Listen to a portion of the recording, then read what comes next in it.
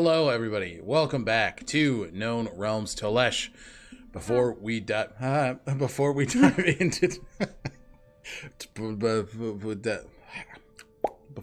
today's session, let's go ahead and introduce our players, starting with Angie. Yeah, Hi, guys. Can we roll it back? Okay. Hi, everyone. I'm Angie. They, them pronouns. I will be playing Xio Marino, he, their pronouns. You can find me at Agonethetic on the internet. And that's pretty much it until things that I have done are announced, and then I can officially talk about them. Real. Yep. Understandable and real. Thank you, Angie. And Lou. Thanks. Hi, sorry, Ben keeps on wanting to sit right under my feet, even though there's no room. So I was like playing footsie. Hello, I'm Lou. I play Lazuli. She, her pronouns for both of us. You can find me at Lucilia_art on most social media. Perfect. Thank you, Lou. David from a new location. Hello, from a new location. Plot twist. I'm Lou, and I play Lazuli. No. My name is David. My pronouns are he, him, and I play Whistle. Also, he, him. You can catch me here as Whistle, and you can catch me over at Stealthy Elf Productions. You keep saying me specifically. You can catch me over at Stealthy Elf Productions, where I am the game master of a couple of Pathfinder 2nd Edition games with some cool peoples. I have a question for you. Is Whistle going to show up there at any point? The Hobgoblin fighter. Yeah, maybe. Oh, ooh. That'd be a rough cameo. That'd be a rough cameo. Oh. And last but not least, Button. Hello, I'm Button. I'm Bluebluebutton on social media. My pronouns are they, them. I play Echinacea Belrose, and when I am not here, you can find me over on Stealthy Elf Productions in the Unearthed Inheritance campaign, where I play Cressida, who is currently enraged and liking it. Loving it. Loving it. And make this quick and painless. No singing here. Happy early birthday, Button. You celebrate your birthday tomorrow, so happy birthday. We love you. Thank you for being here. I'm old. Hi, everybody. My name is Alec. Pronouns are he, him. You can find me all places on the internet at Tales Archived. I'm the Archivist here for Known Realms Tolesh. I play Whistle, the Hobgoblin fighter. The Known Realms Tolesh campaign, and I also play Finn Reese in Heroes of Asteria Unearthed Inheritance. He has just healed for the first time. He's felt love for the first time for another person, and he's combat flirting. So there's that. Guys, obviously. Going to repeat the content warning again because this is fairly new, and I want to make sure that people have the ability to check out if the content we may cover is not productive for your mental health. We may cover at some points in the session topics of self-harm and ideation. You'll be given audible content warnings as well as content warnings in chat if or when those topics are broached in the narrative. We have all collectively had a conversation together as a table and have all given enthusiastic consent to explore these themes and are comfortable and safe doing so. So thank you for that. Go ahead and check out Lupine Honey. Use code TalesArchive for 10% off of your purchase. And we have our open donation links for charities supporting Sudan, Palestine, Congo, and Haiti. Donate if you can. Any support is important and needed. If you're not able to, uplift oppressed voices, educate yourselves on the current goings on in the world, and share resources you find online. All right. Anything else you guys need to cover here? Are we good to jiggity jump in? Let's go. We had a pretty packed downtime session. Echinacea had spent some time with Reeves, inevitably reincarnating the man into an Aasimar. Inevitably, thank you. Reincarnating him into an Aasimar and spending his first day doing all the things he wanted to do. Xio had a important conversation with Holitis, getting information about the Tranquil and Holitis's relationship with Isteris. Lazuli had a very tense conversation with Elizabeth Whitmore, where it was revealed that she may have a brother out there, and he is not on the right side of the tracks, currently traveling with Anara of the... currently traveling with the members of the Shadow Court. Conversations were had between Xio, Echinacea, Kalen in the library. Xio lamenting the fact that everybody around them is in love while he is suffering. Echinacea communicating about the anxiety they have of visiting Lorien and seeing him again, and maybe he does not feel the same way that they do now that they are not coming back and meeting him as a stranger. They have memories of him. And things are not great with Xio and Isandro right now. We might a lot of downtime is chock full of some drama, and we love that. But we missed somebody last week, and we're going to pick up with that certain somebody now. Whistle.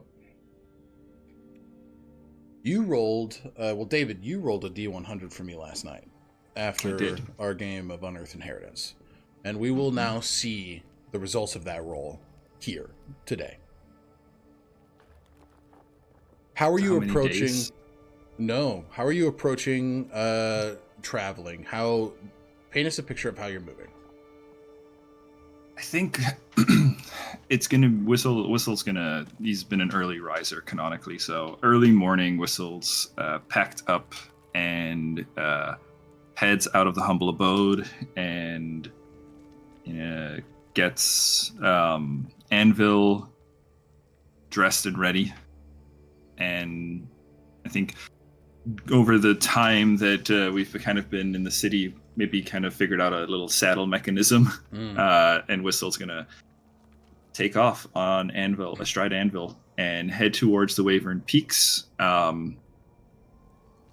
As he nears, his goal is to find a peak that overlooks Cyvaholm. His objective is to keep an eye on the activities of the Iron Legionnaires and their draconic commander, Isradon. So any sort of nearby overlooking mountain would probably be ideal.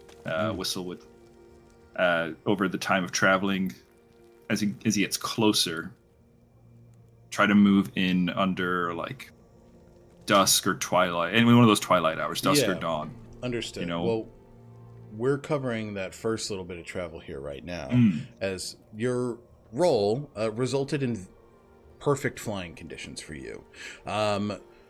There are light clouds in the sky, gentle winds kind of guiding you and Anvil forward. You're able to move through the Wyvern Peaks at a fairly reasonable speed here.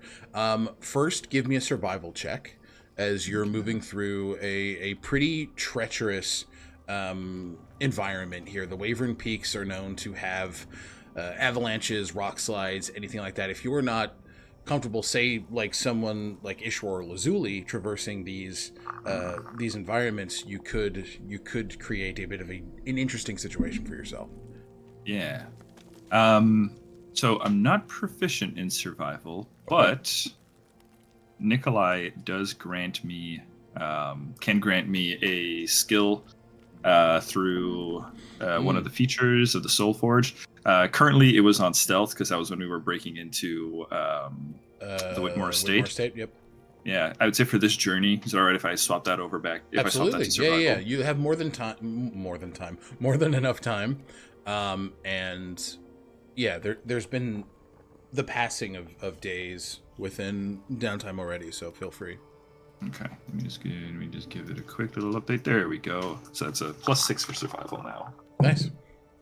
All right. Well, first they didn't go great, guys. So this is that's going to be a 12. A 12.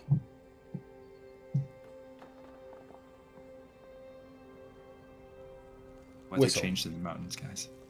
No. You are moving inward, and you're flying on the back of Anvil, who at this point is quite stoic, is still kind of getting comfortable with you. Nikolai, however, slides out of his sheath and sort of moves up to your head as the ruby at the end of the blade, at the end of the hilt, begins to glow. Are you prepared for a fight? Always. Might as well be one. They have it coming. I'm not looking. I'm prepared for a fight, but I'm not looking for one. No? No. Just want to make sure that... Well, I don't know what I want to make sure. I just want to know what's going on out there. And if it's not to your liking or something that needs to be intervened, you will fight.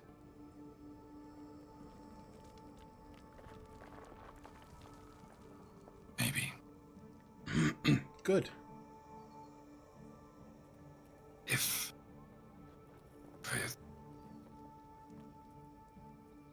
I don't want to cause any more problems. We have people waiting for us back in Iothalo. Yes, and they're still waiting 8 days. It's not going to change. I just wanted to make sure you're steeled for whatever may happen. Haha!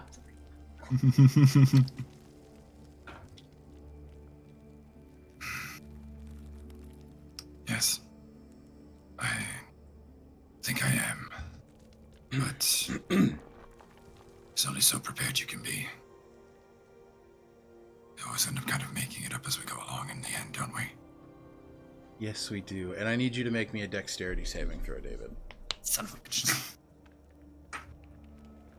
Am I being surprised? Because hang on. Yes, you are. I think. Hang on. I have alert as a feat.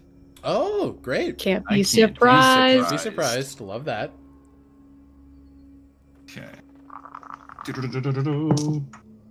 Dexterity saving throw, you say. That's going to be 20. 20. Perfect.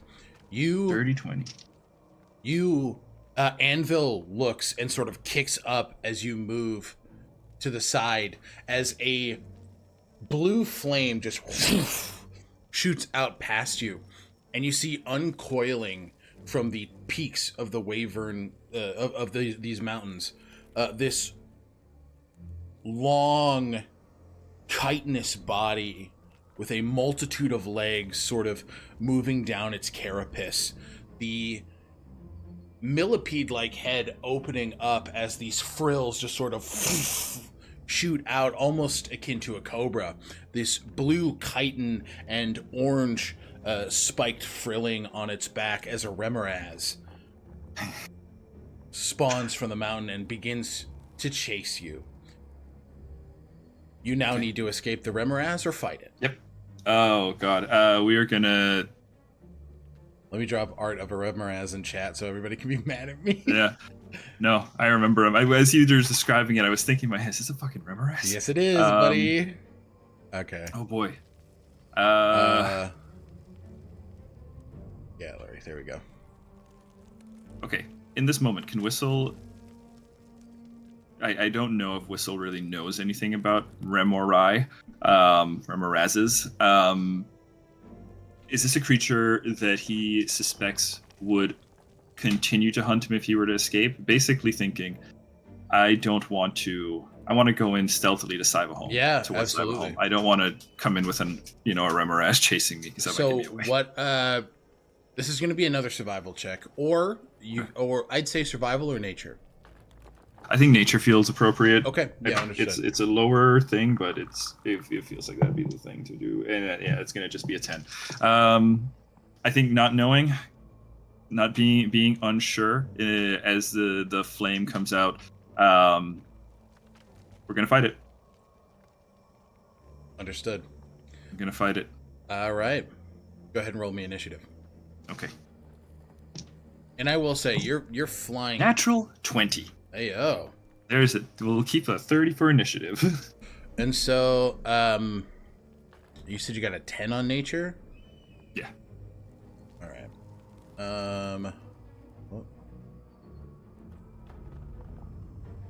Okay. Yeah, I don't think you'd be able to tell that either. That's fine. So, you go first. What's your first action here?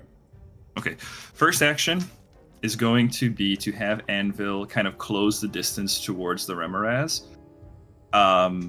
And then as Whistle gets within maybe... Man, I should have put the Ring of Featherfall on. Whoopsie.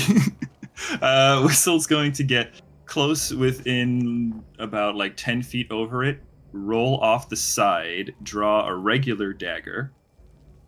He's looking to land on the Remoraz and cast a spell.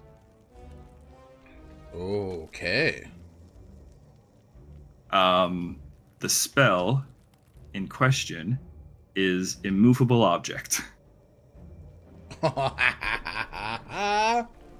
So he's gonna come down and try to pin the Remoraz down by like the tail or like the central body where its head probably can't reach the dagger, and cast the spell, and then I'm gonna try to run away. Okay. So, give me the attack roll. Okay. Or hang on. Let me just see, because I think this might be a saving throw for the creature, but to kind of place it. You think? Yeah, I'd say yeah. Okay, that's a 26. Holy shit. Okay.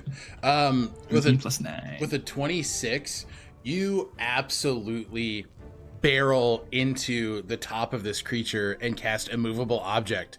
So you see as you strike into the base underneath one of the carapace plates atop the back of the head and just drive through and stick it into the ground. As you get closer, you see this. There are signs here that this is not a fully developed or mature creature. There's a light coloring to the plating. The blue's still very bright, not nearly as deep. And you can tell that it's just not fully formed. So you drive into it, and it's stuck there. Go ahead and give me a dexterity check. We'll make it an acrobatics check to fly away. You got it.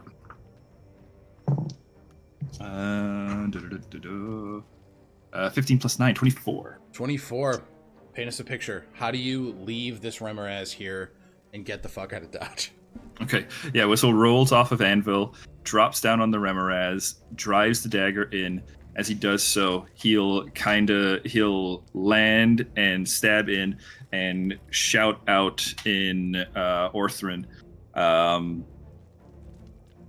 hold, and jump kind of like front flip off the side of it, and ideally catch Anvil on the other side and swoop down the mountain, catch another like updraft and soar the fuck away. Absolutely. You grab it, you pick up, and you hear the sort of the low voice of Anvil for the first time. As Anvil just... That is but a baby. It is not the only of its brood. We should fly high. Good idea. Let's get out of here before more show up then. Just picks up as Anvil takes higher to the sky. Nikolai moves next to you and just... Look at you, my love. Always ready for a fight. I've never been more attracted to you. Down, boy. Goes into the sheath, and Whistle, you hear this twinkle of magic as you have received something. And we will move over. Echinacea, what does Whistle receive, and what does it look like? This semi-translucent, like maybe blue healer-sized phoenix swoops in beside you. Bright red, except for the very edges of its wings are the pale, glowing blue of Minri's magic. And it says to you, because it does reveal what's inside, breakfast from Echinacea Bellrose to Whistle.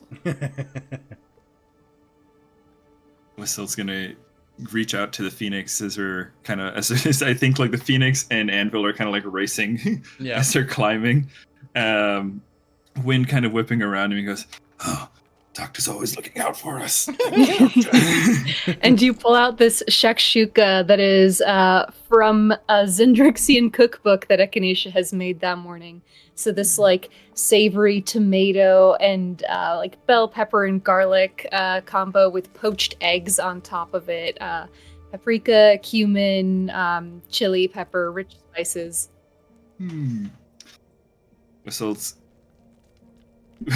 Whistles kind of juggling, looking around for Ramirez's and thinking about what to do with breakfast. And I think even with all those delicious ingredients and so lovingly prepared, just the soldier in him is going to slurp it all down as quickly as he can. He's pulling a Goku, just... yeah, just... Perfect. All right. And Whistle, as you make your way forward into the Wyvern Peaks, you hear this sort of chittering screech from the distance as you continue forth.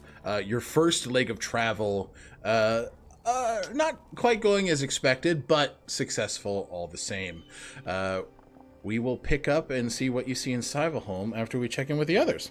Okay. Nicely done. David, welcome back. Inspiration point.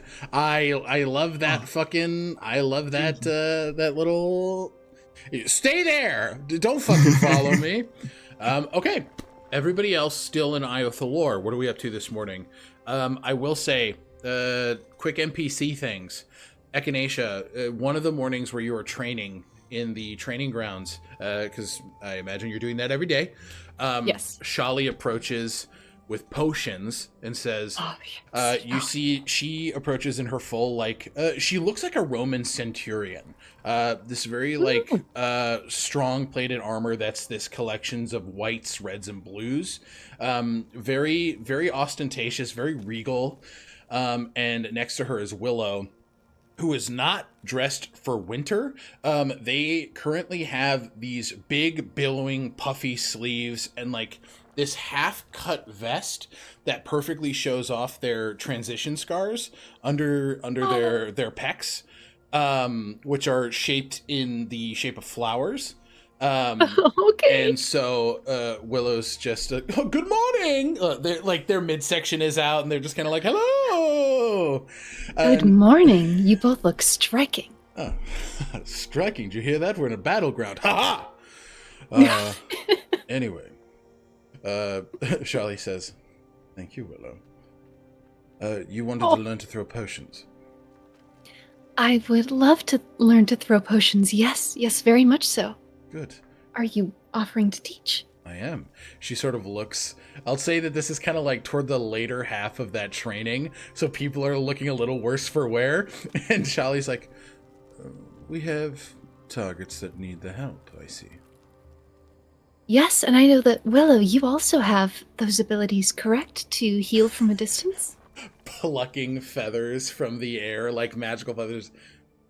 Am I needed?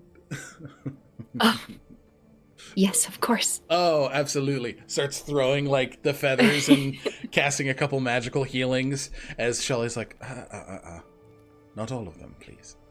You have lessons to teach. And, yeah, go ahead. No, Echinacea is just looking, I think, at Shali's potion bottles. Curious, right? Yeah. Wondering how it is that she can throw them, like, at people and not injure people. Yeah, absolutely. Over the course of this training, first roll me an Arcana check, and then roll me a Dexterity check. We'll say sleight of hand.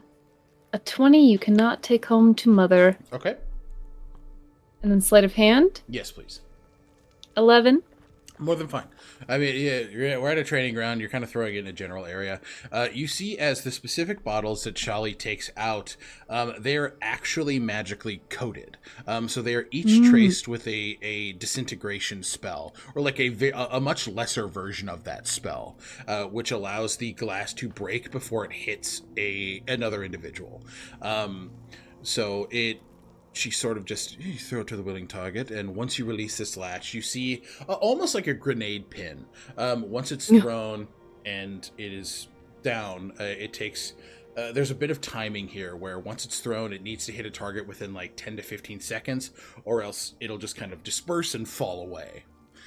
So it's important to get your target, throw it, and then make sure it's there. You can hit more than one person at a time if you throw it at, say, the ground, and there are 2 people within the splash radius. And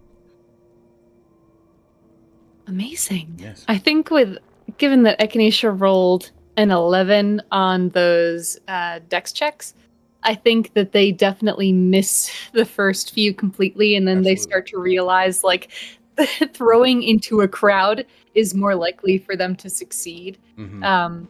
So they sort of kind of start to figure out, A, that they need to work on their aim, and B, how to mitigate that failing. Absolutely.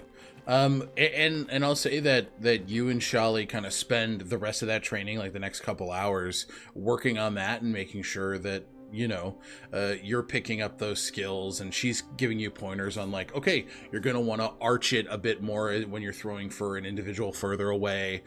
Sometimes it's easier to, like, kind of like softball toss it if you're trying to focus on one individual.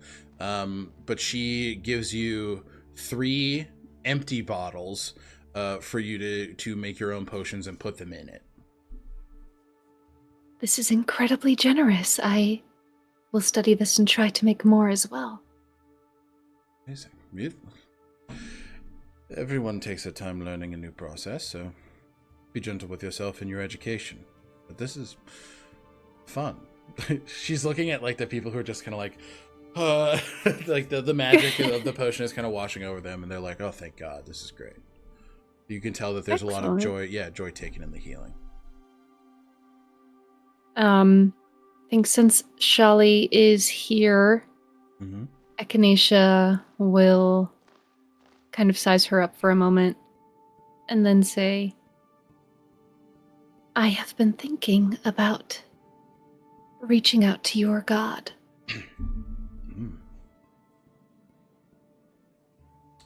Would you be interested in being with me when I do so? Any opportunity to feel the light and warmth of my lord will be accepted. And I am very curious about the questions you have to ask. It's related to the entity you came here to stop. I figured as much. Yes, I'll absolutely join you. Willow around the corner. Can I come? Yes, Willow, of course. Shali's like, no, Willow, you have things to... I mean... Fine. She has a lower, like, tolerance level and, like, doesn't feed Willow's, like, kind of need for attention. That much is obvious. Yeah. Echinacea, especially the cleric side of them, who was married to a bard, I think has a much higher tolerance and is sort of, like, finding themselves very at ease. And I think there's this moment of recognition regarding their comfort around Aedwulf and Willow and how it ties back to Lorien. Yeah. Oh, I love that. But Shali, there's a temple to Landeth in the city, so we could head there. Just receive me when you wish to go. I will come and find you tomorrow. Perfect. All right. And Thank you, Shali. Thank you for a very fun time. Willow says, you're welcome. And we'll close there. Xio, Lazuli.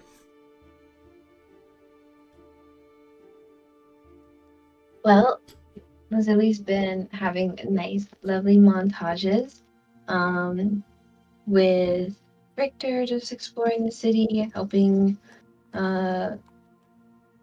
Ishror with various things, having a conversation last session about the tribunal, getting to spend some quality time with her family, and the session before last, just realizing that a lot has changed and there's peace. One of the biggest things, though, now with her change and going into Cleric. She's gotten to talk a little bit with Aelin to understand her spells, but also just wanting to know more about this wellspring, potential siblings, and now that she's feeling safe and that the city isn't crumbling, she's going to want to go talk to Ermil. Ask him about potentially being her mentor and understanding that of a wellspring and having the power of a wellspring. Yeah. I'd say you find Ermil in the city center.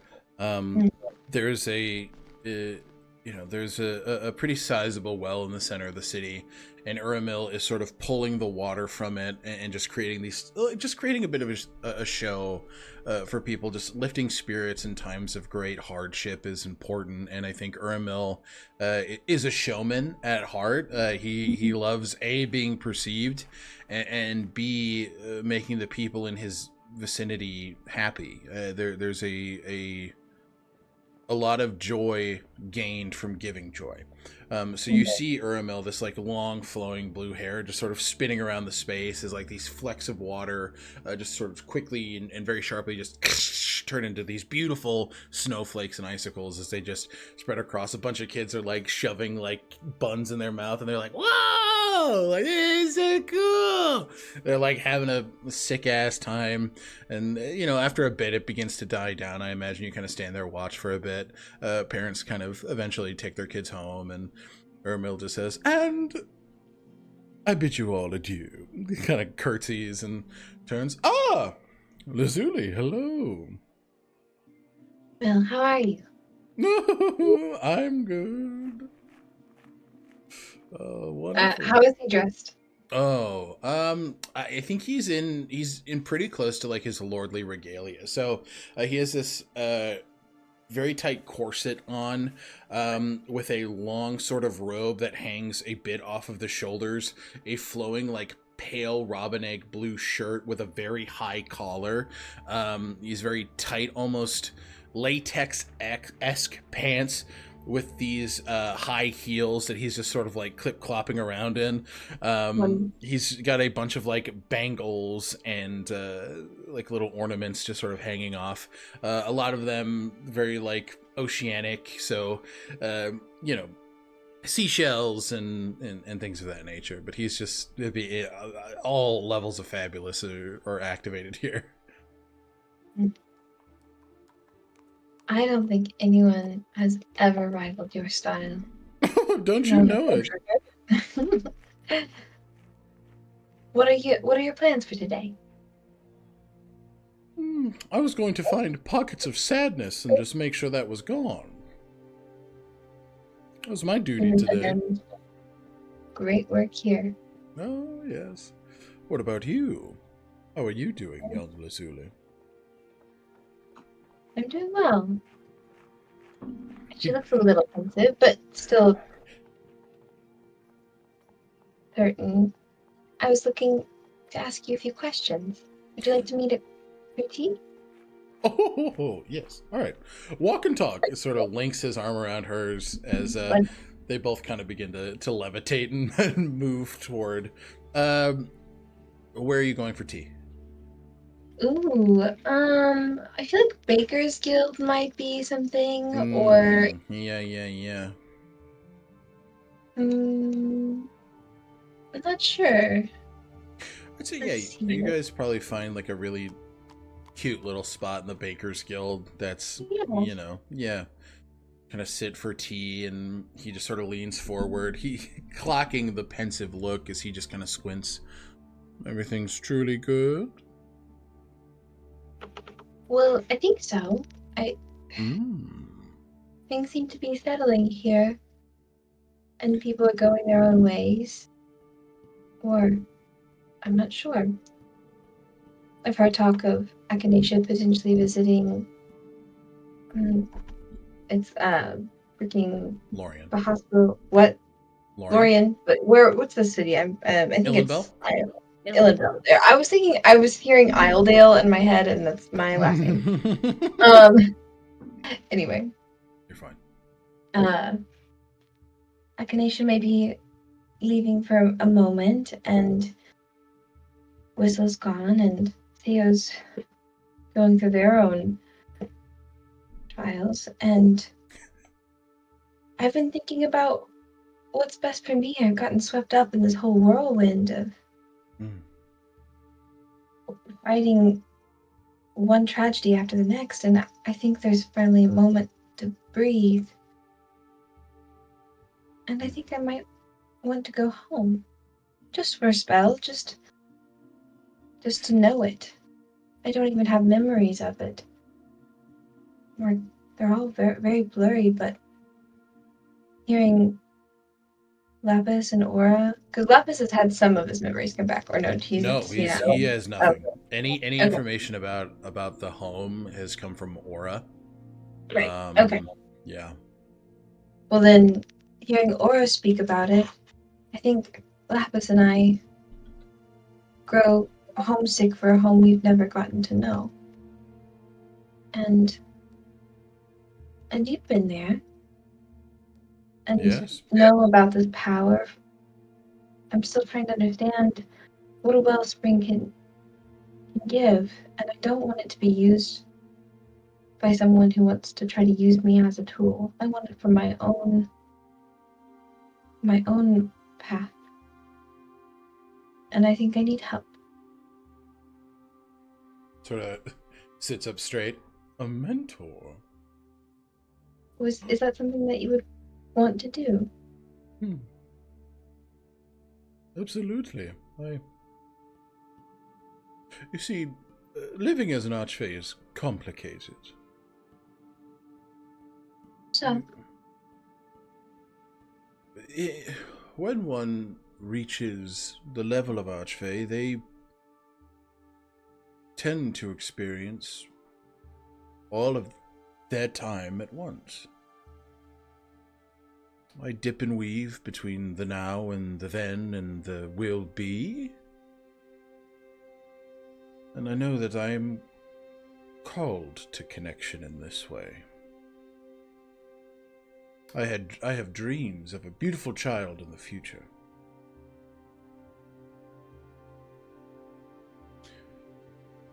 Beautiful brine that is closest to my heart. I have not met them yet, but I will, and I think this will prepare me perfectly for that role. Oh my. I would be honored to help you prepare for that. My test subject! I mean, my first go-round, yes. He sort of leans in, takes her hands. Now, a wellspring is... You speak of tragedy after tragedy. Well, the wellspring is the result of a dead archfey. Oh. It's one that chooses not to pass on their line. They can choose to leave their power as a wellspring of power. Life can be born from it, magic can be siphoned from it. And you were born of a very good one. She was one of my favorites. You knew her? Yes, I did. Oh. What was her name? That is the incredibly tragic thing. Once an archfey is gone, their name is stricken from the minds of those they leave behind. Oh my. I remember her face vividly.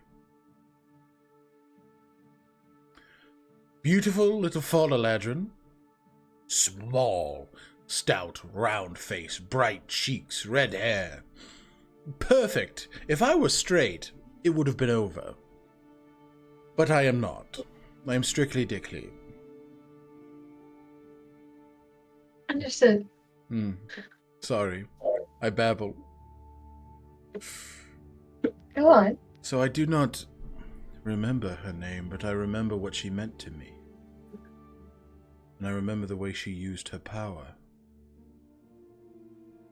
It inspires me, and he looks back toward the well. Well, it inspires the way that I use my power. I will take you home. And I will teach you what any Archfey-to-be should learn. Thank you. Have you said your goodbyes? Not yet. I wanted to ask you first. I don't think I could go without feeling like I'm still preparing for something. I know bigger things are still coming.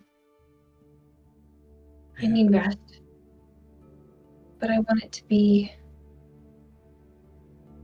still productive, even if it's just in a slower way, where I'm training and grounding who I am and what I can do with no pacts or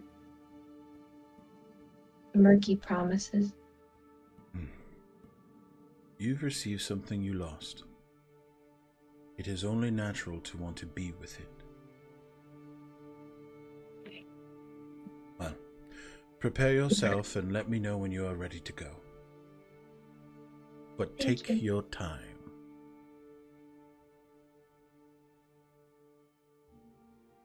Thank you. She hugs him and they just kind of catch up about little trivial affairs. Absolutely. Giggle and chat and talk about boys. He pesters about Richter. He's like, so, ooh, speaking of redheads. I'm like, he's giggling and like it's just a whole little like fade to black, but like and then understood. Perfect. Love it. All right, Mr. Marino. Hi. I think Xio has been, of course, essentially like montage after montage of them trying to do spirit collar training. Basic conversations with Isandro, very tiptoeing around him. However, I think for this morning and this particular day, Xio is going to try and go find Lila. Okay. Yeah, absolutely. More than fine. I'd say the training, just, to honor the montage, the training goes well. Despite the very clear distance between Xio and Isandro. Between the very clear coldness that is now being reciprocated. Yep. Yeah. But you go see got Lila. You know that she is. You know where she lives. So you. Is she still in her home? Yeah. Fuck yeah. She's not leaving. She's one of those like old ladies that are like, hey. Listen. They could do whatever they want to the houses down the block. I ain't fucking leaving my house. Oh, I've been watching Daredevil, Mrs. Cardenas. She's so Mrs. Cardenas.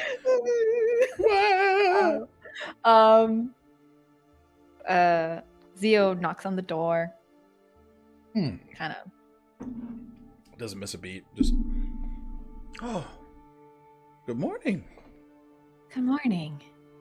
I'm so sorry it's taking me a long time to come see you and see how you were doing. Don't apologize. I have lived through worse. That's a little hard to comprehend. Well, I'm curious to know what you mean by that. Well, come in. She just sort of opens the door. Let's have some tea.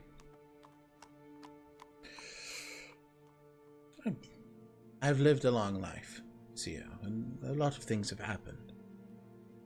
It's not the first time someone has threatened me here. And it might not be the last. I don't choose to live my life in fear of what may come.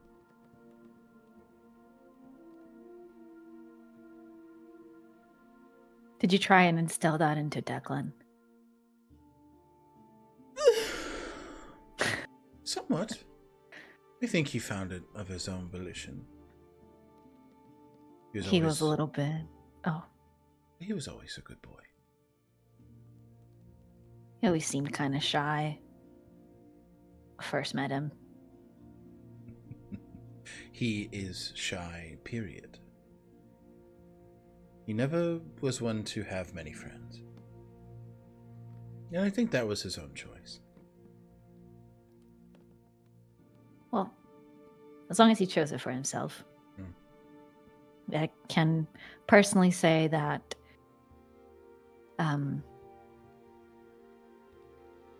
willfully isolating yourself from people is not fun. No, it isn't. She does the like.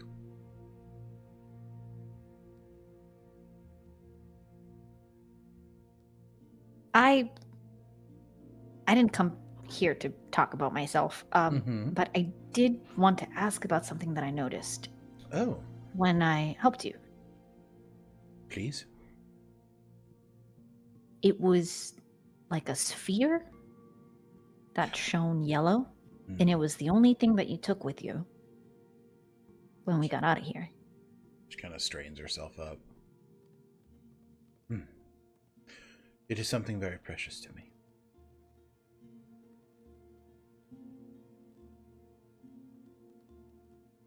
Can I ask what it is? You can. You see, there's a bit of like coyness, a bit of like a bit of a sharpness to Lila that I don't think you've seen before. Yeah.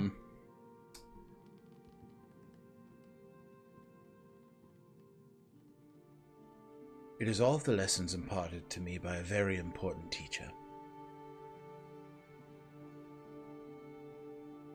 Oh. Does Lila know that Xio knows that she's a Divanthier mage? No. Yeah, that's what I didn't think about. Nothing like that has been discussed. So yeah. No. And Xio says. Hence the coyness. Yeah. What kind of teacher? Well, one that gave me the abilities I have to defend myself in times of need. Sort of leans in. I have studied and taught an arcane art that not many know.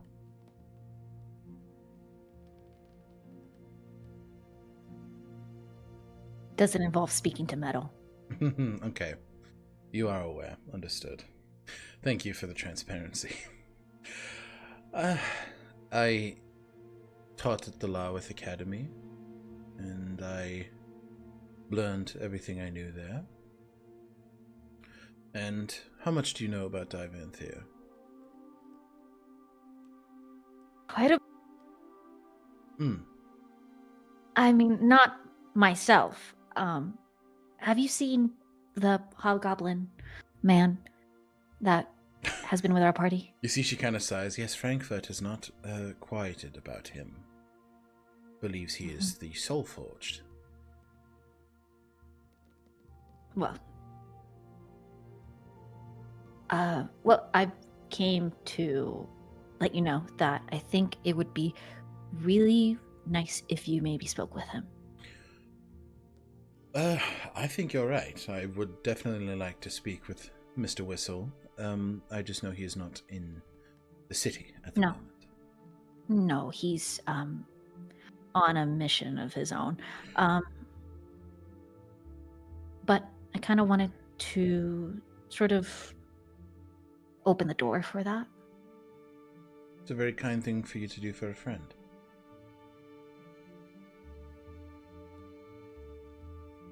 Yeah. I just know that he's looking for answers.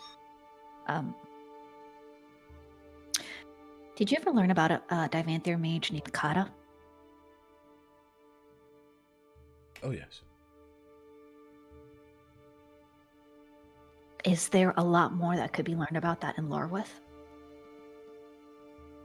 Any detail regarding the Divanther Empire?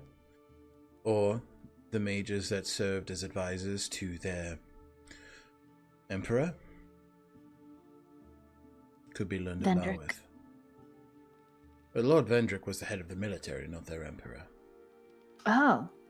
I fucked up then. You're fine. Yeah. Oh.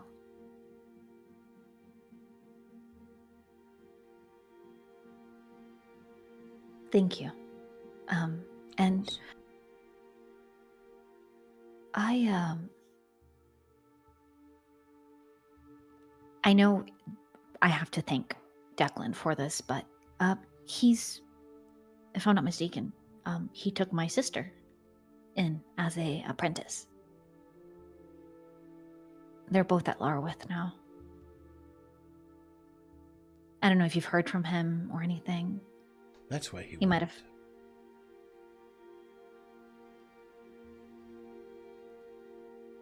Wait, what? I knew he was in Drukamesh. You didn't know that they were. You didn't know that they were. It seems my son and I have been speaking around each other for quite some time. This is happening again. He knows not that I am affiliated, nor of my abilities. He doesn't know. I have not told him. Can you make sure not to say that I didn't know that you didn't know? Well, now I know.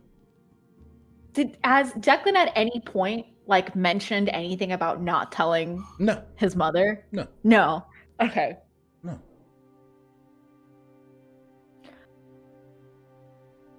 Take a breath. Everything will be all right.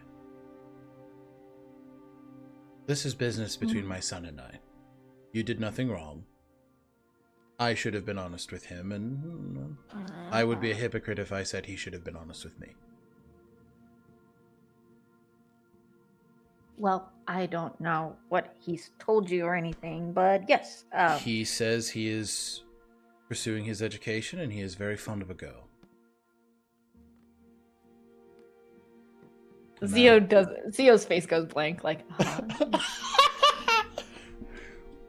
I imagine we know who that girl is. Yes. Yes. If it helps, he hasn't done anything.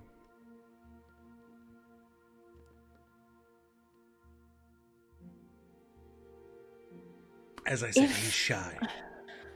Yeah. If by any chance I end up seeing him at any point soon, is there anything you would like for me to tell him?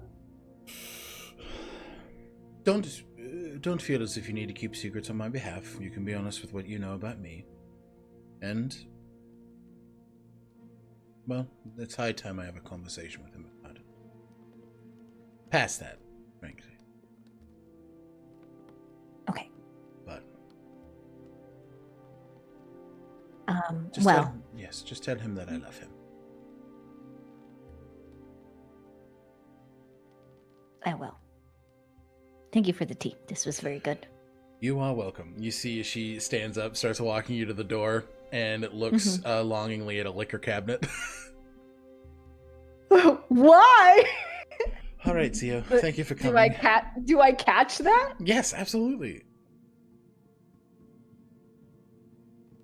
What are you going to do when I leave?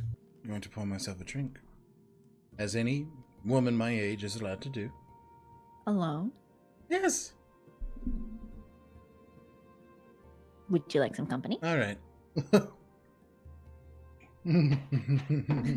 Day drinking. All right, day drinking. Okay, so you and Lila have a little. She makes like two little Sazeracs. Nice. Yeah. Okay. Perfect. Only because Zio doesn't want someone to drink alone. Fair enough. Listen, she's like, I'm so comfy, dude. And there's the info. Neither Declan nor Lila knew shit. They don't talk to each other. Unhealthy. Unhelpful. All right. So juicy. All right. We're gonna open the floor. Actually, no. We're gonna go back to Whistle. Let's check in with what. Okay, David, how's it going? Good.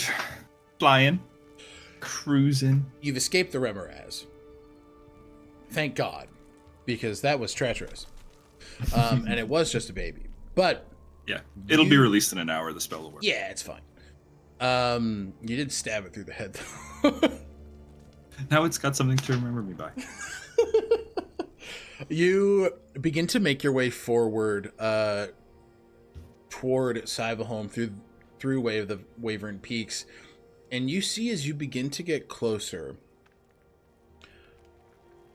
the caps of the mountain, there's no snow present.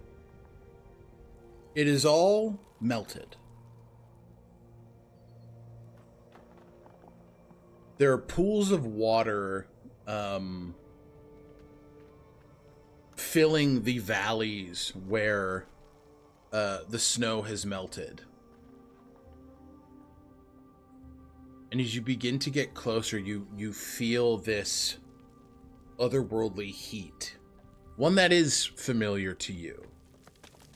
You understand the effects a drag in the Age of Isradon has on the terrain around her. She has secured Cyvaholm as a lair. That is factual right now. You make your way in,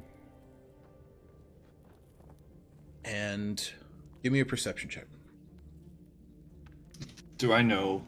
She wouldn't. Would Whistle know if she had like draconic powers to survey that area? Perception checks. It's a terrible roll. Hang on. Give me. I'll say 2 on the dice. Ooh, 2 on the dice. Yeah, I think it's only going to be like a 5. 4. Sorry. 2 plus 2 is 4. Okay.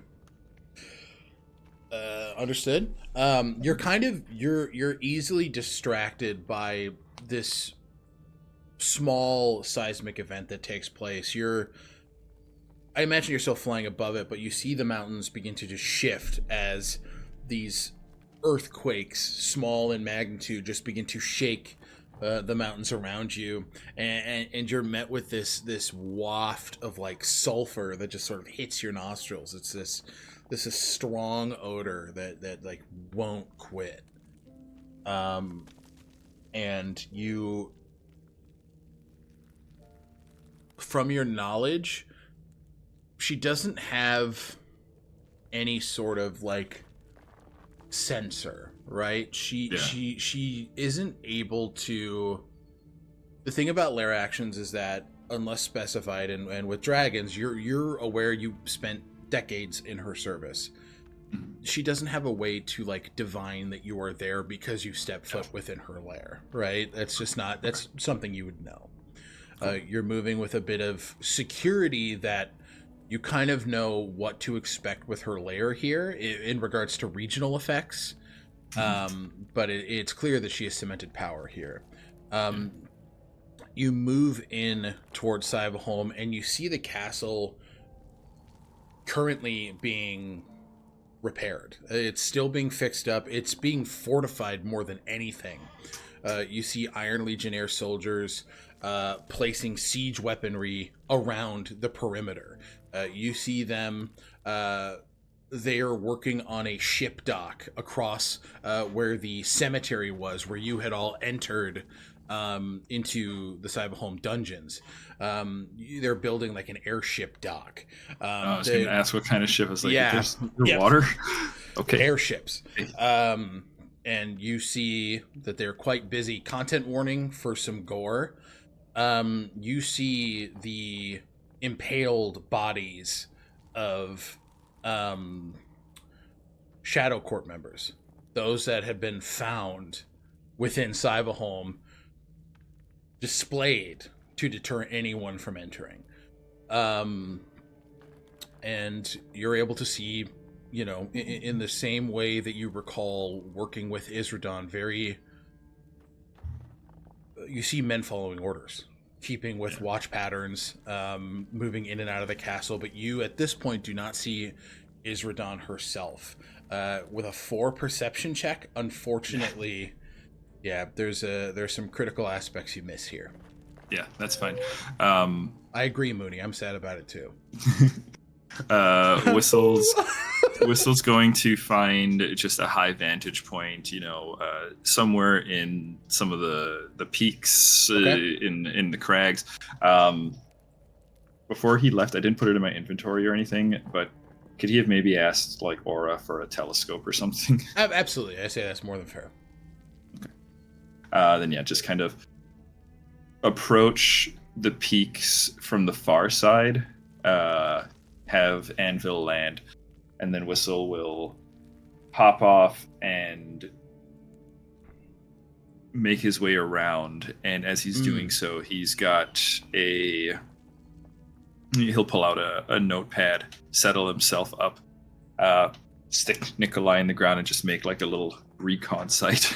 Okay, cool. Yeah. And just Looks like she's gotten comfortable. Yes, that much is clear. What are we looking for? Updates. Well, she's made herself at home. And seems to have made quick work of the Shadow Core. Yes. And airship docks under construction. Likely reinforcements on the way. This is terrible. But now we've confirmed how terrible it is. With the telescope, give me an investigation check. You got it. That I do. That Whistle do. That Whistle does. 13 plus 11 for 24. Very nice. One of the airships currently near the dock that is being made is not that of the Iron Legionnaires. You pointed out to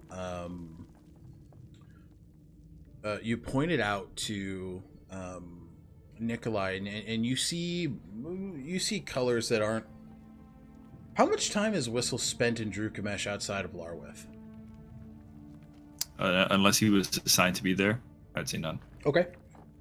You see a ship that looks as if it's made of brass, these sort of high fins in the back, and they are offloading weaponry. This is advanced. This is like Aether tech. These are like siege cannons. These are reinforced ingots that you imagine are going to be placed in to reinforce the castle, maybe make new arms. They seem to emit this. There's a pull to you as you see this metal sort of moved, and as you kind of peek through with a 24, you see as the ingot itself, it looks like this dull copper, except there's this oil slick around it that has this like sort of emerald green that moves about it. It's a solid form, but it looks liquid. It looks like it's constantly moving. And you do see as one of these individuals wearing military wear, very a la Dishonored, so like high collared neck, very proper like prim helm, a short blade on the right hip, a pistol on the left, and you see as they are communicating with Pirates of the Iron Legionnaire, and you see that a blade is dipped into the ingot itself and pulled out, and it is now coated with this sort of like dull living copper. And you see as the Iron Legionnaire sort of turns, stabs one of his buddies in the gut. And as he does, you see the form begin to shift as the skin becomes encased in that liquid metal 2 arms sprout from the shoulders. The head goes slack, the arms fall in tune. And you see as the individual who stabbed them points toward more wares, and this individual then begins to do the manual labor.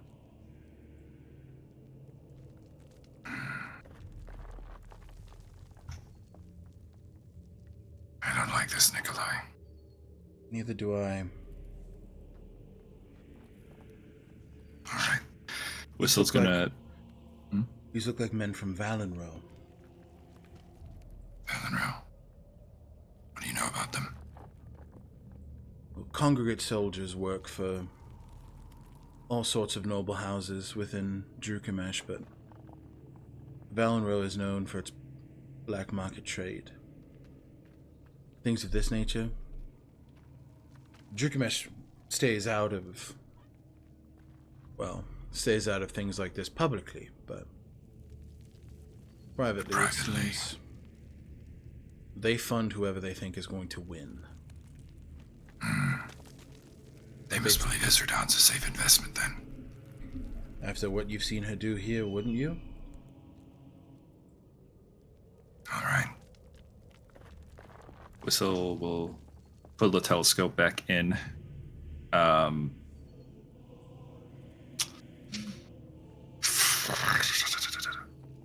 right. Get up and start hiking back. Actually, no, before we pull the telescope back in. Whistle's going to scan the area and see if there's any sort of, like, patrols or scouts in the area. And the direct area.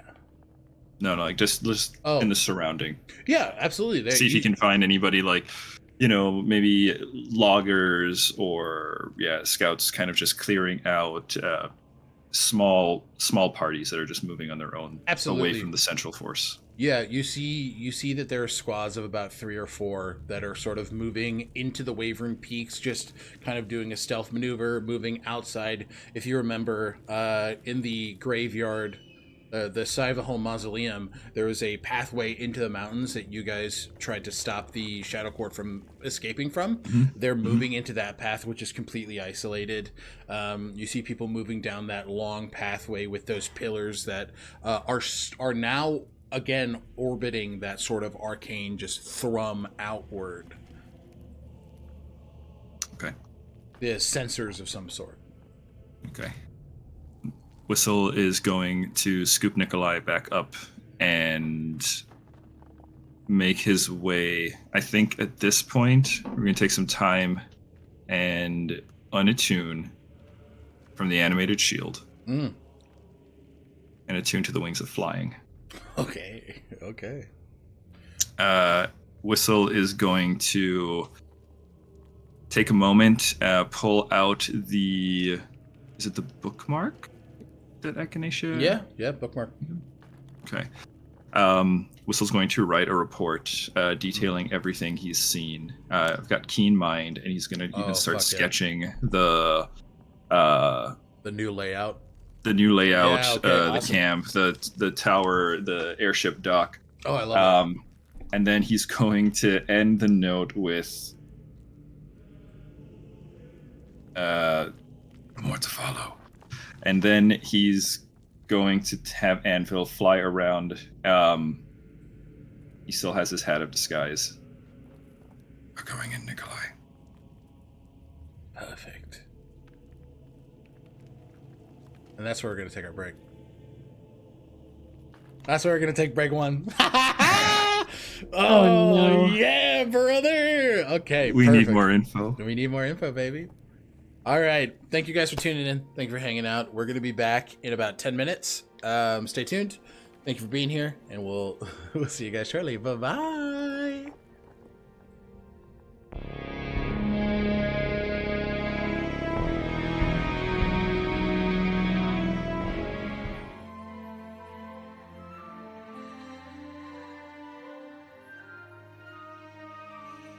One fateful day, the fairy Lazuli fell through a rift between the Feywild and the material plane of Aehosha.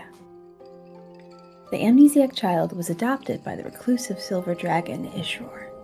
eventually being gifted a dragon mark and becoming his scout.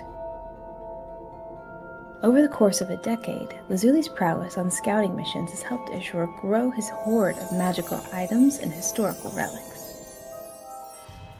Lazuli's life would change forever during one such scouting mission when she found herself racing 5 opponents to obtain a primordial current orb. Another, Xio, won the race, consuming the orb just before the Mage's Arcana members arrived to take the assembled orb seekers into custody. However, they never reached the Arcanum. Rescued from custody by Sir and Echinacea, the group, now known as the Fated, took shape. Charged by Ishor with the investigation of the Preservium, a corrupt guild trafficking in items of power, Lazuli traveled into Driften with the Fated. There, Lazuli encountered the River King Uramil, Fae King of the Summer Court. Uramil revealed knowledge of Lazuli's parents, Lapis and Aura Isledale, as well as Lazuli's miraculous conception via Feywild Wellspring. During this time, Lazuli found herself smitten with Sir's distant relation, Captain Richter Oliphant, a valiant hero who saved those unlawfully imprisoned by the Arcanum. It would only be later revealed that Lazuli's father, Lapis, was among those saved by Richter from the Arcanum's clutches. Finding her insecurities preyed upon by the death hag Viola during this time, Lazuli was convinced to make a pact. Lazuli would be given powers provided she continued to develop her bargain. Otherwise, she would suffer the notice of the Evil Eye.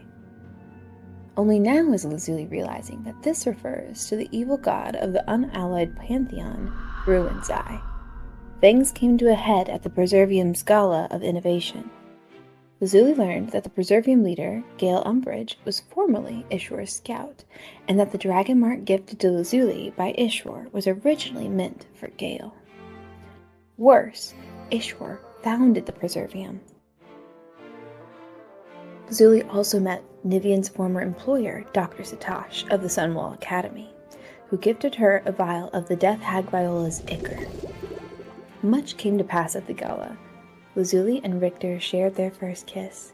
Lazuli adopted Echinacea as her sibling, and perhaps most notably, Lazuli caught her first glimpse of her father during the exhibition. The next day, Lazuli reunited with Lapis, who now travels with the Fated. On the path to reuniting with her mother, Aura, Lazuli found herself in the midst of a combat that felt too great to surmount. In that moment, she made a choice to deepen her pact with the death hag Viola. Drinking the ichor gifted to her by Dr. Satosh, Lazuli became a warlock. The deepening of this pact revealed a terrible truth. The death hag who holds her pact is none other than Elizabeth Whitmore, beloved of Sir, and twin of the Fated's ally, Lucian Whitmore. Through the trials of reuniting with her mother, navigating the pains of joining 2 families into one, learning that Ishor faces a draconic tribunal for crimes against 5 dragon eggs, resurrecting Echinacea and Whistle, transforming into a witch of the Ith, Lazuli has refused to kill, knowing that death will feed her pact keeper, Elizabeth. We find Lazuli delving into the Cyvaholm catacombs. There, she meets Inara, the Ruin's Eye devotee who took Lazuli's family from her. Defying Inara's attempts at corrupting her, Lazuli resisted taking a sliver of divinity for her own and left Inara alive. Lazuli herself was not so lucky, dying by Lord Tarvish's hand during combat with Whistle's former captain, Isrudan. In death, she was confronted by Elizabeth's rage at not being fed. Now, after being brought back by Echinacea, Lazuli finds herself feeling above the state of death. Elizabeth awaits on the horizon, a threat to outwit. A fairy's work is never done.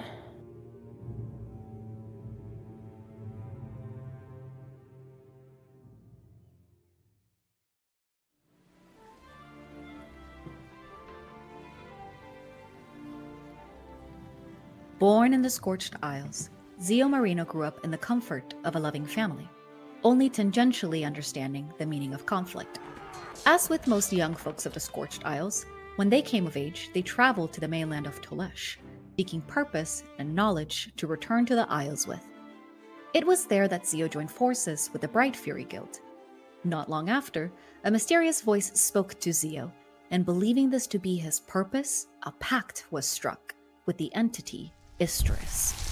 Isterus sought a primordial orb, a rare object tied to the primordial current, a source of power which harnesses the sea of raw materials swirling in the plane of the elemental chaos. Xio found the orb first, beating several others, including Lazuli and Nivian, in their own pursuits of the artifact. Finding the first orb was only the beginning, tying his path to the companions they now call family, the Fated. In their travels, they have come to learn more of Isterus, a Famar Earth primordial, as well as the Union of the Tranquil. As creators of the primordial current, a centuries-long battle wages against the factions of the natural order: earth, wind, fire, and water. Isterus' dark influence and manipulations were revealed to Xio through the wisdom of Halides, the Vacron Air primordial member of the Tranquil. Seeking out more primordial current orbs, Xio found themselves contending against Wit and Alma, the avatars of Coletra and Glacia respectively, the Union of the Tranquil's fire and water contingents. These chosen warriors who seek to destroy the primordial current believe that no one should harness its power. Halides believes the current should not be destroyed, but rather shared with the world. Xio aims to understand the primordial current. It is during these times that Xio learns Isterus' goal of vengeance against Sunwall, wanting the current for himself. Xio severed his warlock pact with Isterus, unwilling to follow the morals of an entity that seeks retribution and destruction. After the severing of this pact, Xio, in their weakened state, fell victim to necrotic energies that, without the strength provided by Isterus, killed them outright. Thankfully, Xio was revived by the party's healer Echinacea. Despite this setback, Xio has managed to obtain 2 more primordial current orbs from under the noses of Wit and Alma.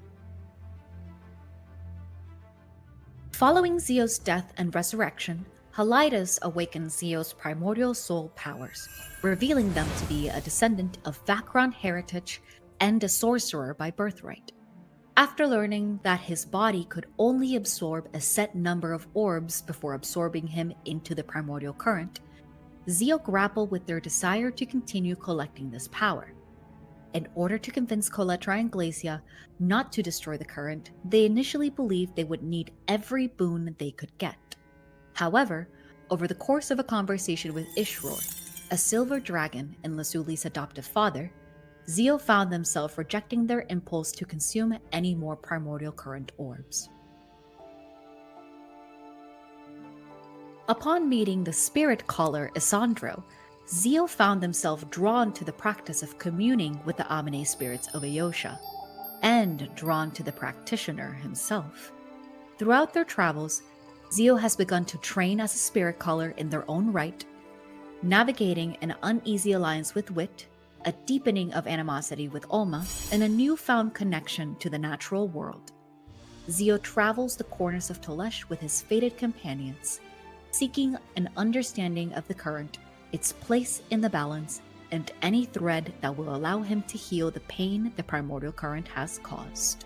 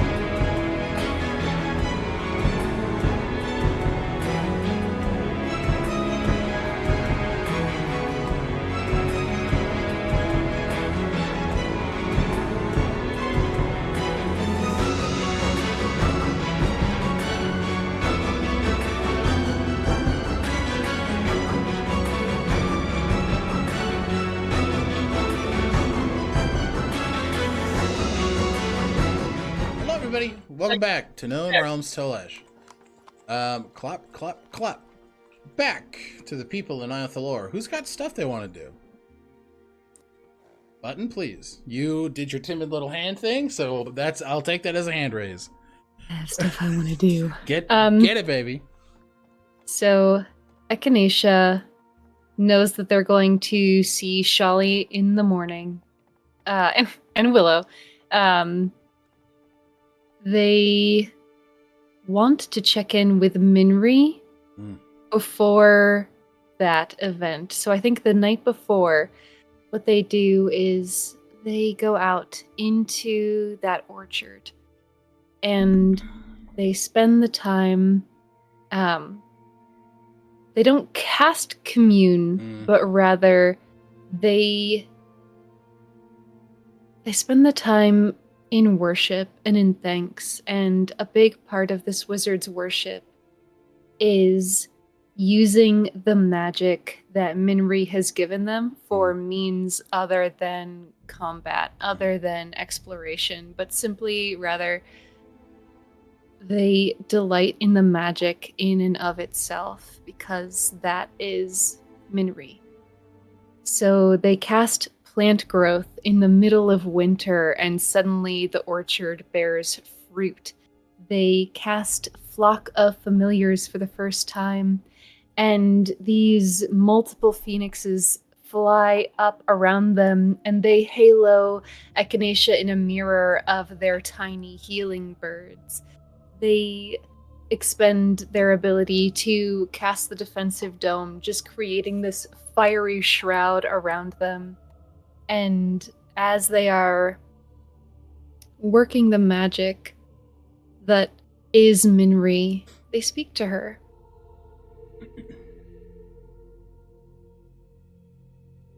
Do you think my intent to speak with Landeth is wise or foolhardy?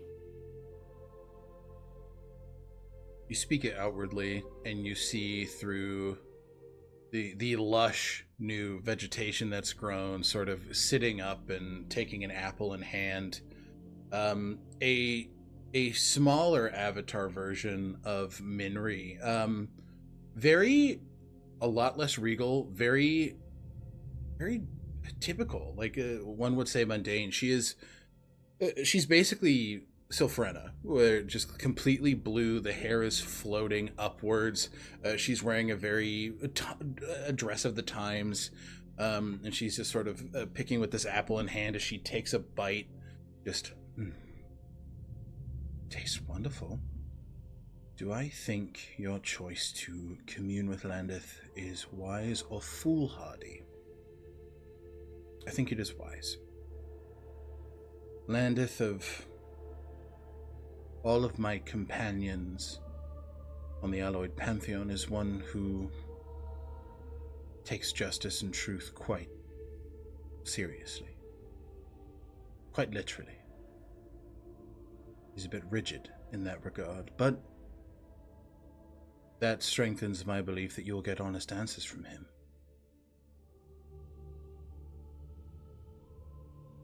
Part of the might of your magic is that what I am going to do tomorrow he cannot lie through.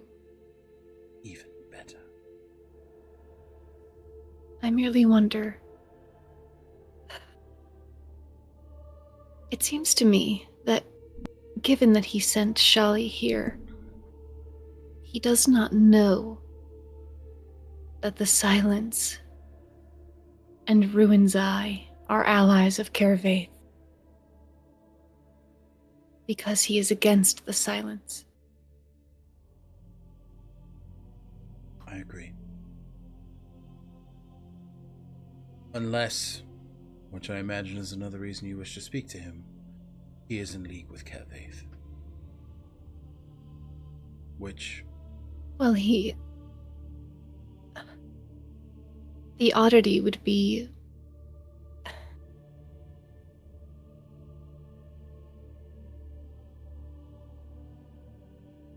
if he is in league with Kervaith to work against the Alloyed Pantheon, then Kervaith Why would he go against Kervaith's ally?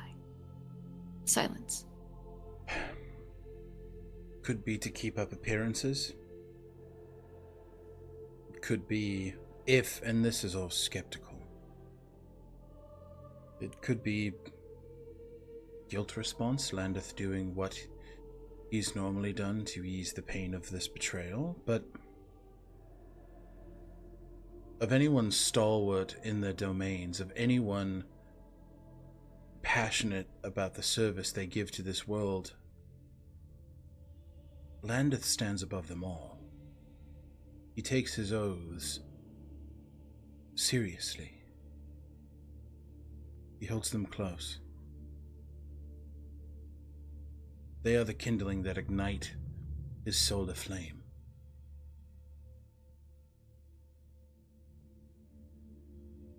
So,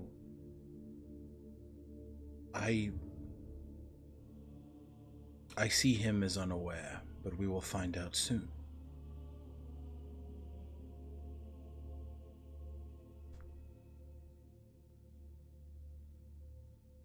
So it is risky then. Yes, but I don't think it's foolhardy. Some risks are important. And I think it would be better to know who our true potential allies can be. If Landeth doesn't know, and it is revealed to him, it could ignite infighting within the Alloyed Pantheon. In fact, it most likely will. Good. I don't disagree. But when gods fight, men suffer. I suppose then I'm happy that people like you and your allies exist. It seems to me that people already suffer.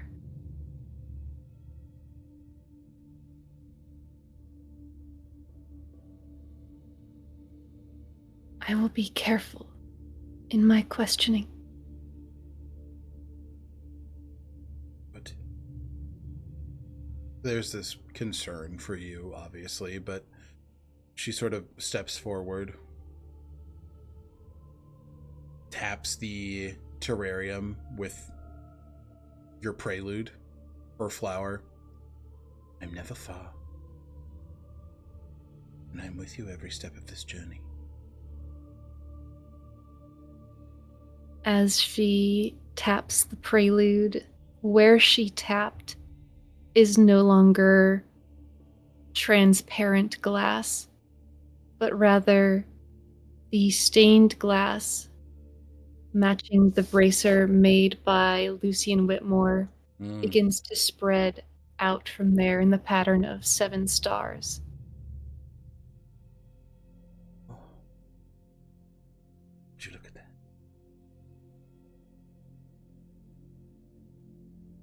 Growing day by day. Step by step. Squeezes the hands. Are you nervous? Oh, yes. I suppose But that's a dumb question. But I told you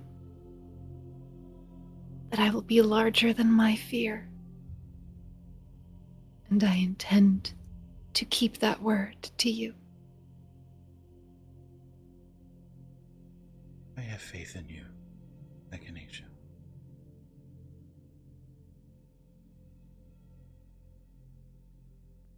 What will you do if Landeth is in league with Kervaith? Do you speak to the other members of your pantheon? I speak to a few. Who? The Wild Mother. Marvoon.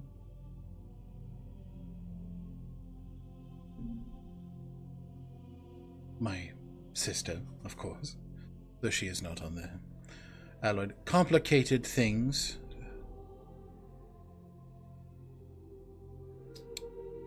She kind of smiles. Elfwin?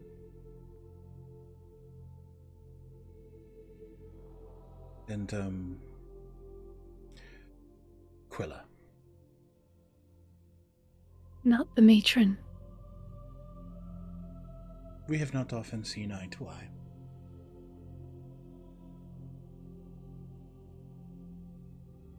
Why not?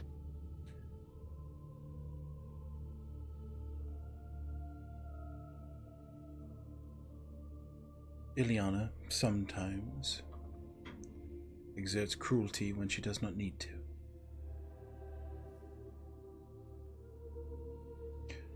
If she wishes for those to suffer on their path to their afterlife, she will bring that suffering.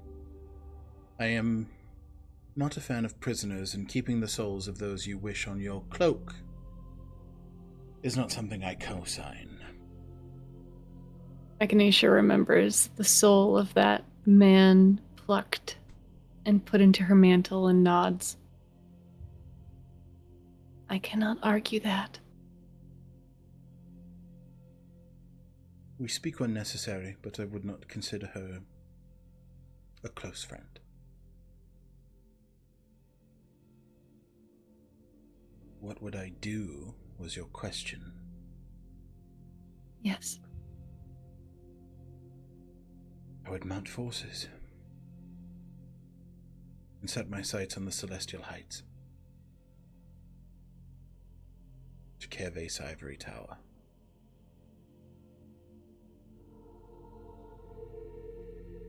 If you do so, you must know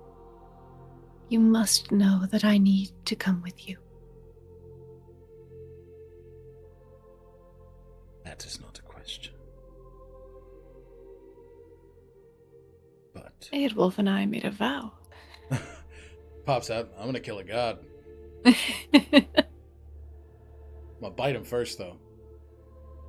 And she just, yes, you are. But ascending to the Celestial Heights will take time. Good, because I am not ready. Nor am I. Well, time to find out if Landeth is also on my list.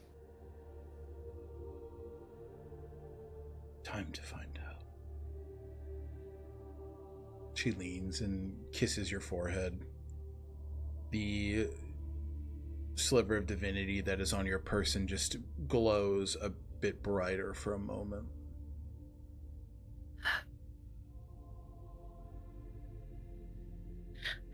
No bravery without fear. Talking to gods is something mortals can do, and they make their way back into the city. You do. Perfect. I think walking side by side with Minri until she vanishes at the gates. You walk into the gates, and you see as she stands there, just for an extra moment to spend with you, as she offers a bow in respect and dissipates into magical stardust.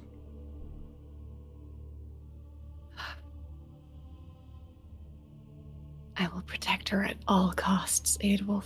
I know, and she'll do the same for you. And I'll have to do it. I'll have to work double time, but that's okay. I don't mind. I got time. I got shit to do. That's all right. Are you sure? You seem stressed. I'm scared. But bravery without fear. You and I have been Kervaith's targets before. And Ruin's Eye for you.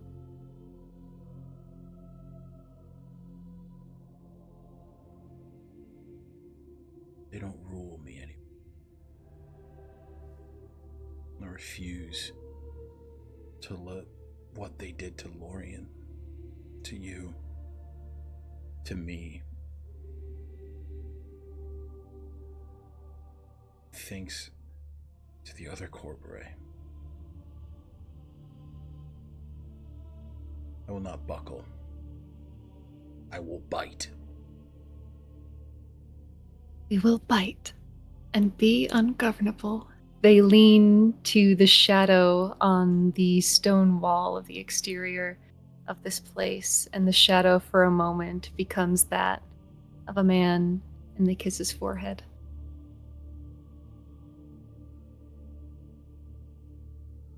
Let's go walking.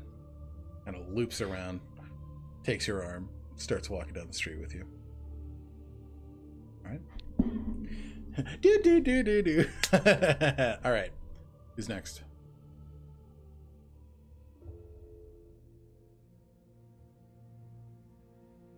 Well, I suppose I can go. I was always going to approach Richter, and we can montage this of just the way that you do in relationships where you're testing the water of like, what do you want to do next? Like these talks of the future, of dreaming. This is sure nice that we're here together. I don't want it to end. Just like these conversations before just flat out. Yeah, like making me think his idea. I'm like, what if? But like, no. Don't gaslight him. Not gaslight. It's more like, I don't know. You don't wanna seem like you're crazy for like asking things. You can just kind of, just test the waters of what someone wants before you put your heart on the line. And same with talking with Aura and Lapis about, because they had offered and wanted to talk about going back to the Feywild and having those kinds of intimate, cautious conversations with her, close loved ones, and finding the right time to maybe approach the topic directly with Richter, and then eventually her party. Yeah. I will say, over the course of the conversation with Richter, he's an aware little guy. You know what I mean? So I think he just kind of, I don't want to leave. Julie. I want to be here. I want to be with you.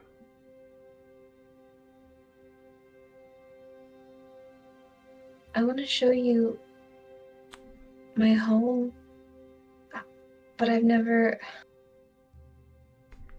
want to go and I want to know more about myself and let you be able to know about that self too. Things are quieting down for the moment, but I'm not sure they're going to stay that way, and I just want to build a life that's worth fighting for, and I feel like my life has just started. And I'm just getting to know what's worth it. And that's you, and that's Lapis and Aura, but I don't want to take you away from the things that are important to you, that you have to protect. I'll have to return to Lockhinge sooner than later. The city needs my leadership. It needs my protection. Of course. But I have friends who owe me favors. And they can keep an eye on my city until I get back. Because I want to build a future with you. He blushes, but then grabs his hand. He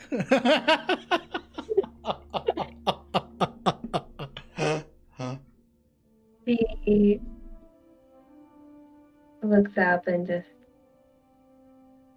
we have to plan. I've already talked to Ermil, but he'd take me under his wing as a mentor, and I could learn more about powers of being a wellspring and figure out my place in the One Coven. Yeah. It's time to put down roots and within myself, not even just at a tangible location, but Support you. thank I'll you. be there with you for as long as I can. Thank you. I have to tell Echinacea and Xio. Perhaps. You should. Absolutely. I am. Not quite as Okay, you said perhaps, and I got concerned. Oh. I say perhaps a lot, but it's a thing. Just need to figure out how. More openly, honestly, is probably for the best.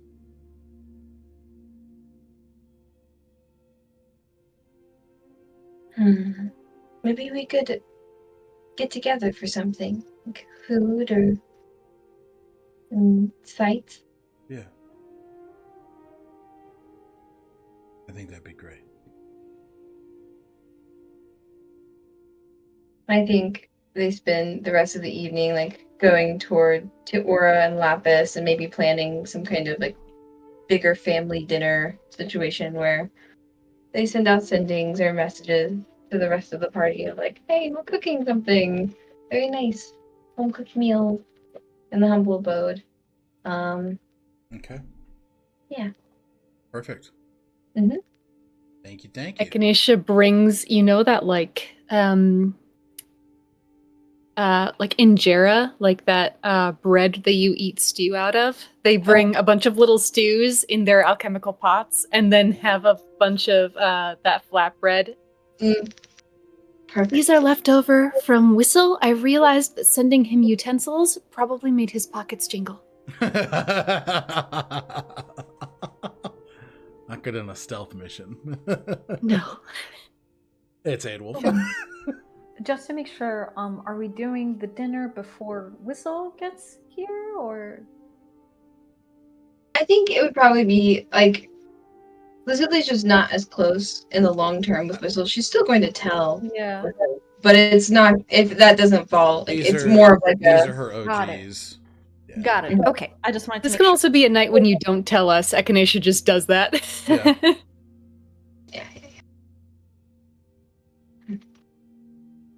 Yeah. Angie, do you wanna? Yeah, I think if Xio would respond to it as well. Are we meeting in the humble abode? Yeah. Oh, I didn't know if we were doing the dinner now or later.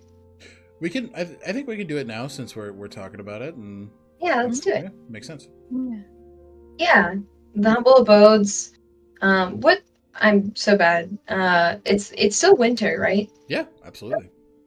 Yeah. So I think Lizzie took time, maybe even a couple of days to plan something. She's been chittering about it and making invites and, decorating and maybe enlisting help of making citrus garlands, and maybe we even did like a little tree. And I want to cook on, since this is kind of impromptu, I want to cook on some gift ideas, but she'll be making gifts and giving those out. Maybe insisting tomorrow morning for no related reason. Yeah. Yeah, and the dinner is set, the table's warm and cozy, and she doesn't start the whole dinner. Yeah, I imagine not. Yeah, like being like, okay, bye, but like, and just lets it happen to like the conversation, just happily have people there. How is everyone like sitting on the table, and yeah, like if she's sitting near, what does she see, and how are people interacting with that meal? I think Xio is filling up their plate for sure and eating very heartily eating. I think after having told the group about their plans and that weight sort of being off their shoulders, they've been a little bit more themselves, but still with just like the edge of like missing something. I think you also catch them sometimes like kind of their eyes seeking around the table as if they were looking for someone and not seeing that person there. And then I think it's during those moments that you see sort of Xio kind of retreat back. But then if any conversation or anything is directed over to him, they'll perk back up. Yeah. Great. Yeah, I can see Lazuli maybe asking about how training's going. Maybe sense some tension, but not wanting to, like, get a wound. And just, like, pours more gravy. Like, have you tried this gravy? Nah, Like, just like, I need it freshly baked. Just shoves more carbs because those are great. Yeah, and obviously is wanting to sit very close to Echinacea, but is struggling to really like look them in the eye. You know, whenever you want to be close with someone, but there's that unsaid thing where you're like, oh, why can I not look at your face? Yeah. And there's some of that, and just asking lots of questions about your day, but a little flighty about what she's been up to talking about just yet. Echinacea is incredibly open about their day, invites you to the commune that they are going to be practicing tomorrow. I know that you have wanted to connect more with Shar, and I thought I might show you. I thought you might want to be present for what it looks like to reach out to an entity who's not even your own deity. You know, we have the wherewithal. And they like are sitting next to Kaylin. So these are all Zendrixian, and they try to say the names in Undercommon, which they're just starting to learn via the cookbook, and they pronounce everything wrong. Kaylin just jumps in and corrects very politely, like, it's actually that, so you enunciate the vowel there. That. Yes. Perfect. Perfect. Lazuli really does pick up on like, oh, and then this is Larwith, right? Not Larwith. Landith. Landith. There we go. I'm so good at letters. Sun Daddy.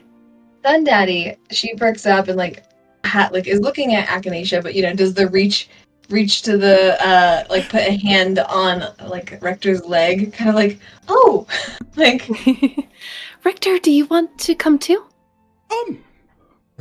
Richter's the awkward boyfriend who's like, are we talking about shit or are we just acting like everything's fine? Okay.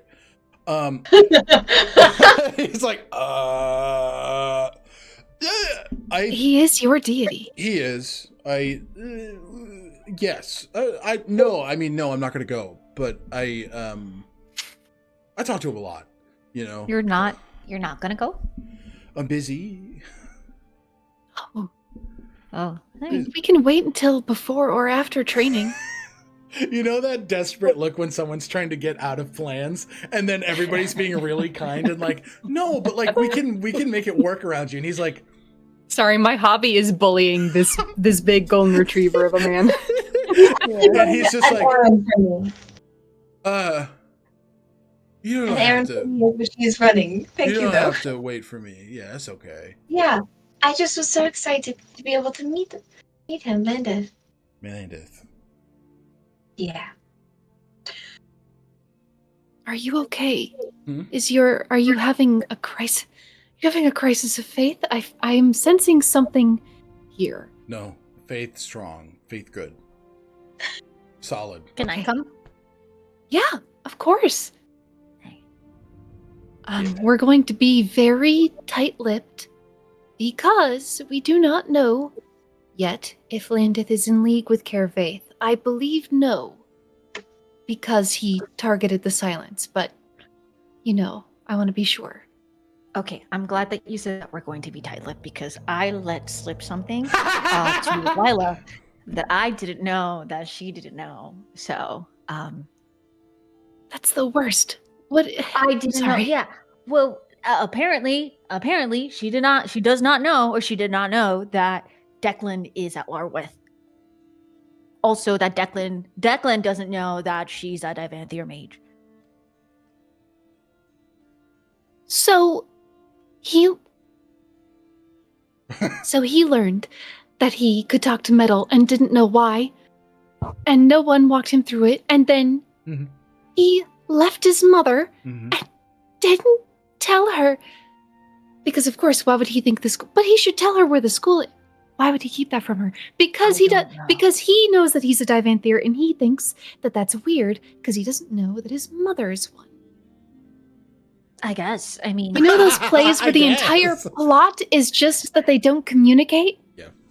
Yeah. I hate those. Yeah. That's so valid. So I did tell her that if we end up going to Larwith, that I will tell Declan. And I have to be honest to him that I let that slip, but I didn't know. I didn't know. Right. Well, it's not your fault that people didn't communicate things that seem like they should be communicated. Yeah, that's on them. And Xio looks at Lazuli and just like, I had this moment when that happened.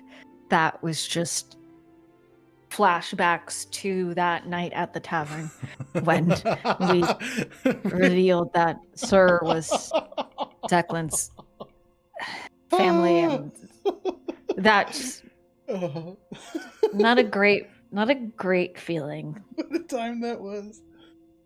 Yeah. But Sir, I don't think Sir told you that was a secret. Again, there are things that are obvious. I'm sorry you feel bad and you're allowed to feel your feelings. I just implore you not to feel like you did something wrong. I'll try not to. And Declan's Victor's nephew, right? Cousin, second cousin? What? Right? The family's big. The family's big. The family's big, and I know that I am related to Lila Alcott. I know that. I feel like Xio just had like another like existential crisis. I'm sorry. No, I know. There are a lot of names. The Alcott Oliphant line is a long one with a lot of names, a lot of repeated names, which drives me fucking insane. Let's go see Landith tomorrow. I think that's a great idea. Yes, we bullied him into it. Wonderful. Well, we'll make sure that it's when you're not busy. Echinacea has completely forgotten that a crisis of faith is not why he's acting weird, and is like, okay, everything's good. Everything's fine. Perfect. Okay.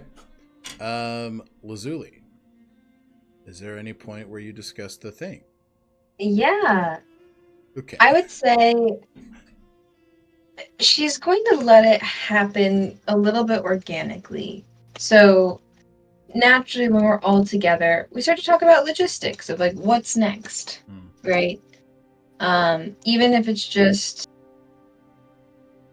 overhearing a conversation. So would there be any conversations that you two or any of the NPCs would be having of, when we do this next, where she can naturally weave in and be like, well, so here's the thing about the whole me being there. So are there any future plans do you think that would be organically happen that she could try to, don't mean to put you all on the spot, but that's just I think Xio at some point does sort of I think as we're having this meal, and this is a meal that's kind of like on the verge of like the holiday, right? We're kind of, there's a lot of like the holiday stuff like being almost kind of there. Mm-hmm. I think Xio at some point says, so back in the Scorched Isles, there is during the holiday season, there is a tradition where groups of bards get together and they have just string lyres and some tambourines, and they sing together, and they go to typically the less involved community members, so kind of like the older ones who can't really like meet in town for the festivities, and we'll bring the festivity over to their home. And it's kind of like understood that if it happens, it's a rite of hospitality to greet the singers. So kind of like caroling here in the continent, but a lot more lively. And I don't know when we'll be headed to Scorched Isles, but Well, Xio, I mean, even if it's not for a long time, we can do it more than once. I have a teleportation circle in my home that goes to Drukmesh, goes to, I think, Puketi in the Scorched Isles, which I don't believe you're from Puketi, but it probably isn't too long of... I actually don't know how long of a travel it is. Xio, but Puketi we could try is... to go. Alec is talking, but he's muted. Sorry. Yeah, I will just say, Xio, Puketi is one of the closest places to Tatahi.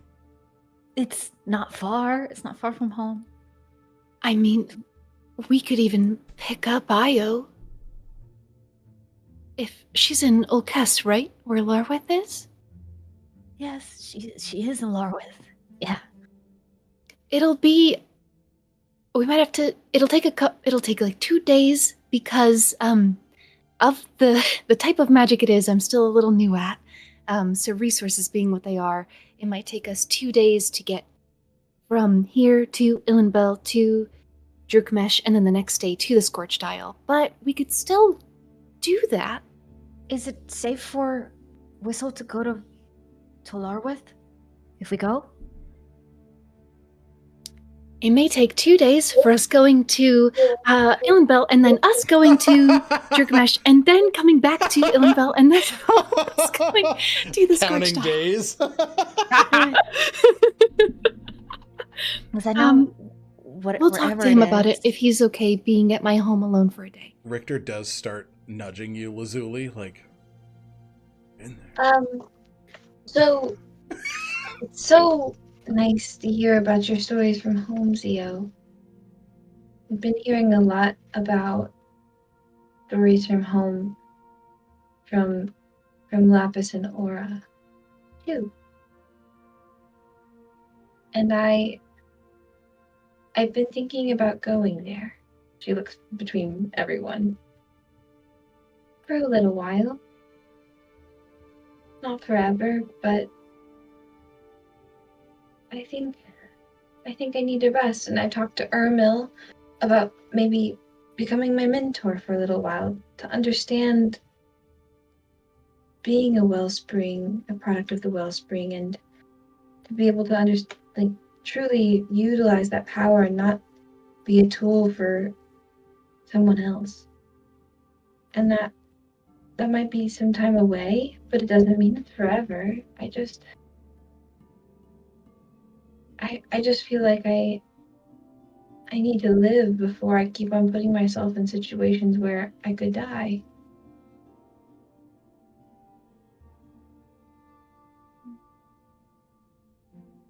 I'm sure you'd be relatively safe with Ermil, but I don't like the idea of you going, by yourself. I mean, we think he's very lovely. I won't be by myself. Richter has agreed to come for a time, and Lapis and Aura.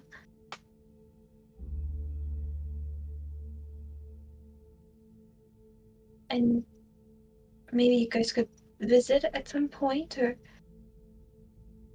I just know there's much to come, and I don't feel prepared. And it's just...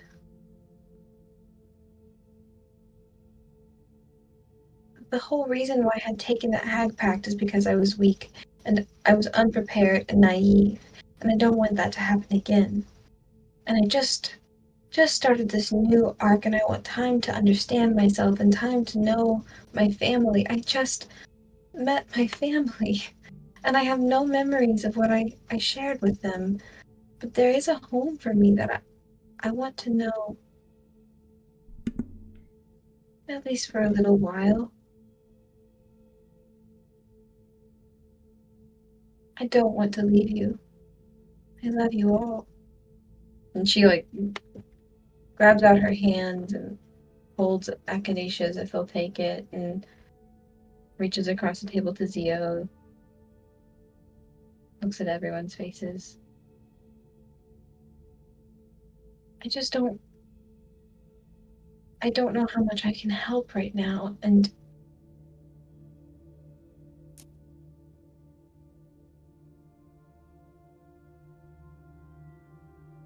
Echinacea lets Lazuli take their hand, but when Lazuli says, "I just met my family," they retreat and they go silent.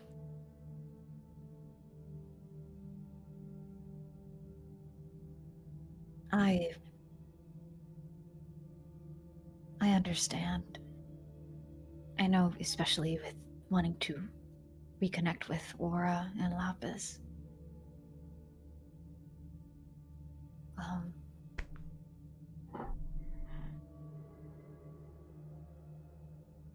I guess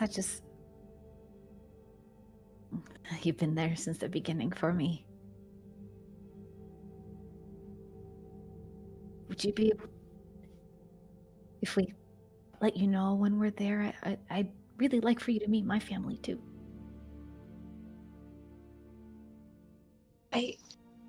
Even just hearing your story about the carols made me second guess so much.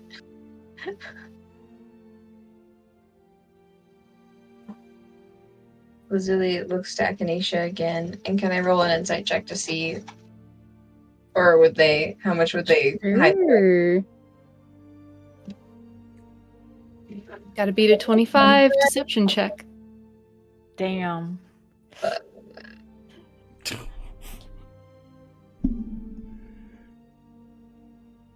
Not 20, 28. So you're trying to play... You get it all. You see Echinacea go blank. And a lot of people might not be able to read that blankness. But you know Echinacea. And you see almost reflected in their eye this truth. The night of the Gala of Innovation, when Lazuli took Echinacea's last name, you see them replaying that moment and recontextualizing it as something not real, but rather something that you needed at the time. Lazuli sees this and deflates. Everyone has those moments where they just slip up and say something, but it's not untrue, you know? That Echinacea isn't their biological family, but it hasn't stopped them before. They see the hurt. They don't know how to fix it. They just look at them. Echinacea. Yes.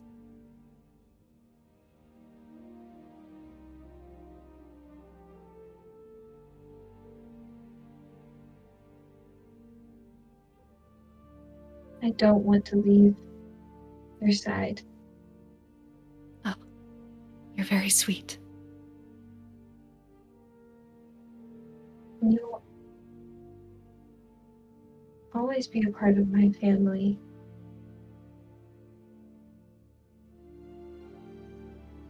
Oh.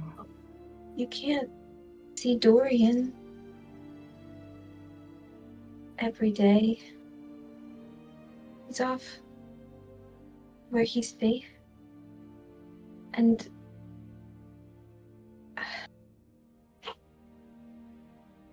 just...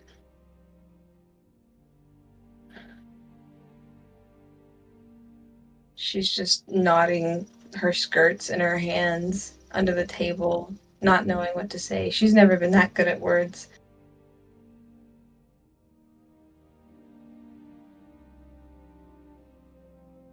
I could never begrudge you wanting to spend time with your family.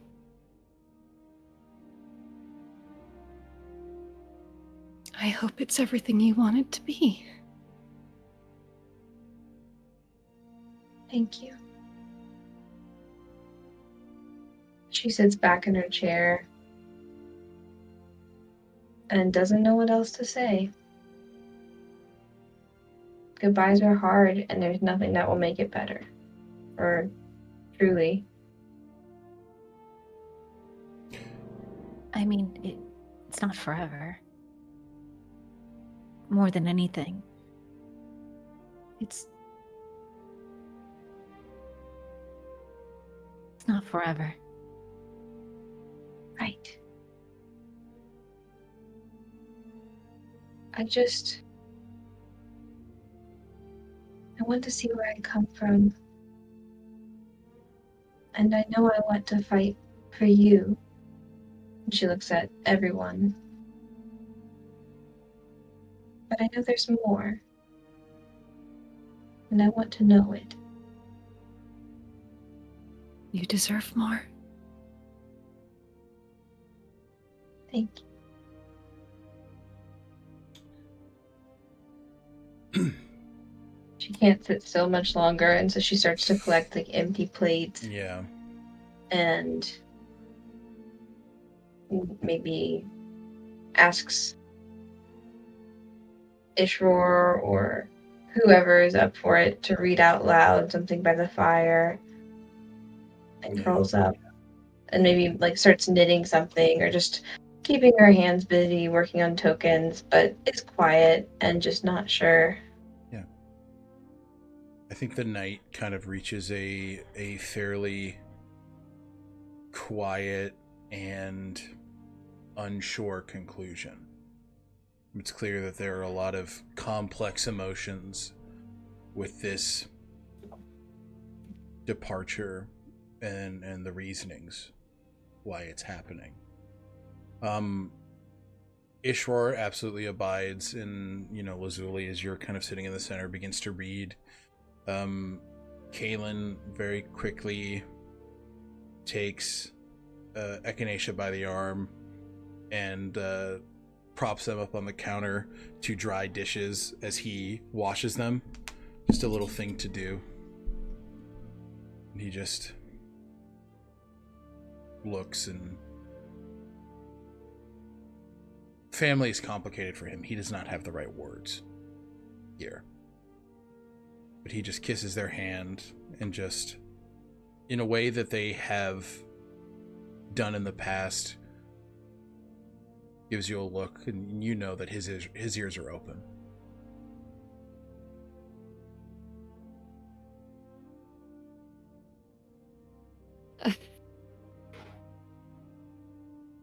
They look to his pointy ears and touch their own.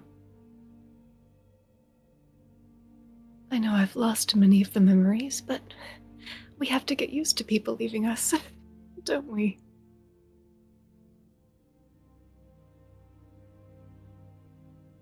There's a look to Kaelin where he just, you see a resolution come in his face as he just, but we shouldn't have to.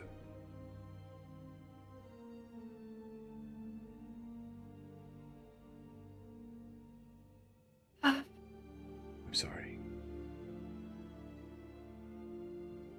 I am so foolish.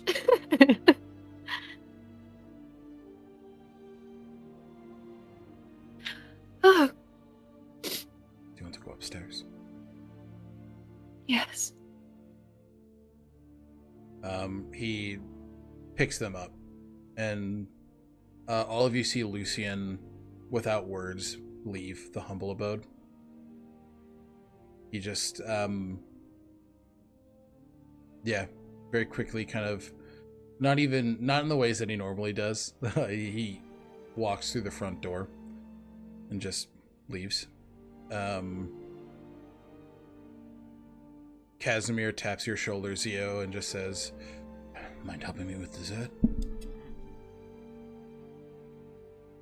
Yeah, I mean, there might be some extra pieces left.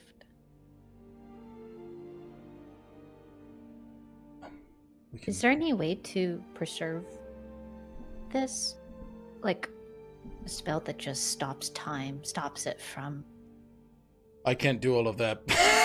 He's like, that is not on my, I like glassware, I like Tupperware. Stop time spells are not in my repertoire. Something that won't make it get moldy and rot. Well, I know what could help with that. What? He just takes one and starts eating it. No. It's not for us. Who's it for? Well, Whistle wasn't here to Ah, shit. have dinner with us. You know what? Purify food and drink. We have that. That's more than fine. If it gets moldy, bink. Then let's save him a plate. All right. Puts it up and just kind of, you guys clean up the dessert, and all of you, inspiration point for that, because you guys, that's a hard scene to do. You guys nailed it. Wonderful job. Incredible job. Claps, claps, claps. Speaking of Whistle. Hey, bud. How's it going? He's in mortal peril. You know, plotting Whistle's now Solid Snake, that's all. Alright, yeah, cutting to Whistle's in the Wavern Peaks tracking a patrol of Iron Legionnaires, or scouts of Iron Legionnaires, any small scouting party. Okay. It looks like they maybe just wandered close to the edge of their territory. And Whistle's going to try to so Whistle's got the animated shield is put away. We've got the wings, the cloak of wings, or the wings of flying up. So now there's at least no big shield on his back floating around. Yeah. Okay. So he's going to set an ambush. We're going to have Anvil show up and try to lure the patrol into Whistle's ambush. Incredible. You managed to catch 3 motherfuckers. Fantastic. 2 of them... Actually, roll me a D100. I'm just going to do this. I'm not going to break out the big D100 like last time. You mean the weapon? Yeah. 68.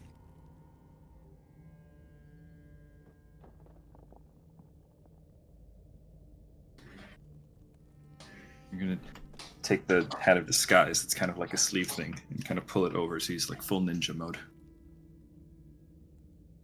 Perfect. Oh, also, if there was like a little bit of time before this actually all goes down, gonna use Nikolai's unlocked insights to switch back to stealth. Understood. Okay. Perfect. You managed to catch guards who are at the end of their rotation, who are, enjoying a few drinks a bit early. 2 portly individuals, twin bugbears, very portly, sort of moving forth, and then you see a smaller hobgoblin woman sort of leading the charge here. Just, now forward. Definitely going for those guys. Do I recognize them? Give me a history check here. Okay. Watching me straight up steal from David. I'm hoping, dude. Of 24. Absolutely. You recognize the smaller hobgoblin woman as Nixus. She has been the source of much dissent within the Alaric. She's a huge contrarian. She does not really take well to other individuals' leadership. And she's a lieutenant, so she has some station, but she tries to levy way more than she has. And then you recognize Lug and Mug, 2 of the most lovable individuals. They're essentially just muscle on the Alaric. They're carrying a lot of things. They're essentially the equivalent of deckhands. And guys, small shout out to Stealthy Elf Productions. These NPCs are from David's world, Hysteria, and Airlifted straight out. I went. Oh well, I was just gonna. Now I think Whistle's gonna try to hit Nixus as hard as he can. I think we're gonna turn this into a metal staff. It's gonna smack her. Okay. And Lug and Mug. Unfortunately, Lug and Mug are going to be... Yeah, they're victims. accessory to this. Yeah. Sorry, guys. No, understood. Okay, so go ahead and give me an attack roll with advantage on Nixus, because she is unaware of you. Okay. Can I Wrong. So I have 3 attacks per round, so hopefully... Roll all 3 of them in advance, yeah. Okay, thanks. Okay, so 21 and 14 for Nixus, so there's a crit on Nixus. Or sorry, and then, hang on. Okay, yeah. 21, 4 and 3, 14 and 3. I should have drawn these as pairs. Sorry, hang on. I'm going to ignore those crits. I didn't pair them up. Okay. I'm pretty sure that might hit. That's 15 plus 13 minus 5. 13 minus 5 is 8. 8. Okay. 15 plus 8. 23 to hit Nixus. Yep. Oh, there is a crit actually because this is a 19 on Lug. Sorry, Lug. Can I move that to Nixus? Yeah. Can I move the crit to Nixus? All right, thanks. And this is my third 15. Another 15 on the dice for Mug. So okay. Yeah, I think all 3 of those will hit. Nixus will be the crit. With the crit on Nixus, I'm gonna. How do you want to do this? Okay, so Whistle crawls up into a tree and has Nikolai kind of turn into a solid black staff. So we're going non-lethal. And okay. we're full Daredevil season 1. Yeah. As yes! as they're kind of on patrol, Anvil's gonna just kind of pop the head out of a bush and kind of flare the wings, get their attention, and scuttle deeper into the woods. And as they kind of move underneath Whistle, he's gonna drop down onto all 3 of them and just quack, quack, quack. As you deliver the crit on Nixus, what I need from you is a strength saving throw. Okay. I'm good at this.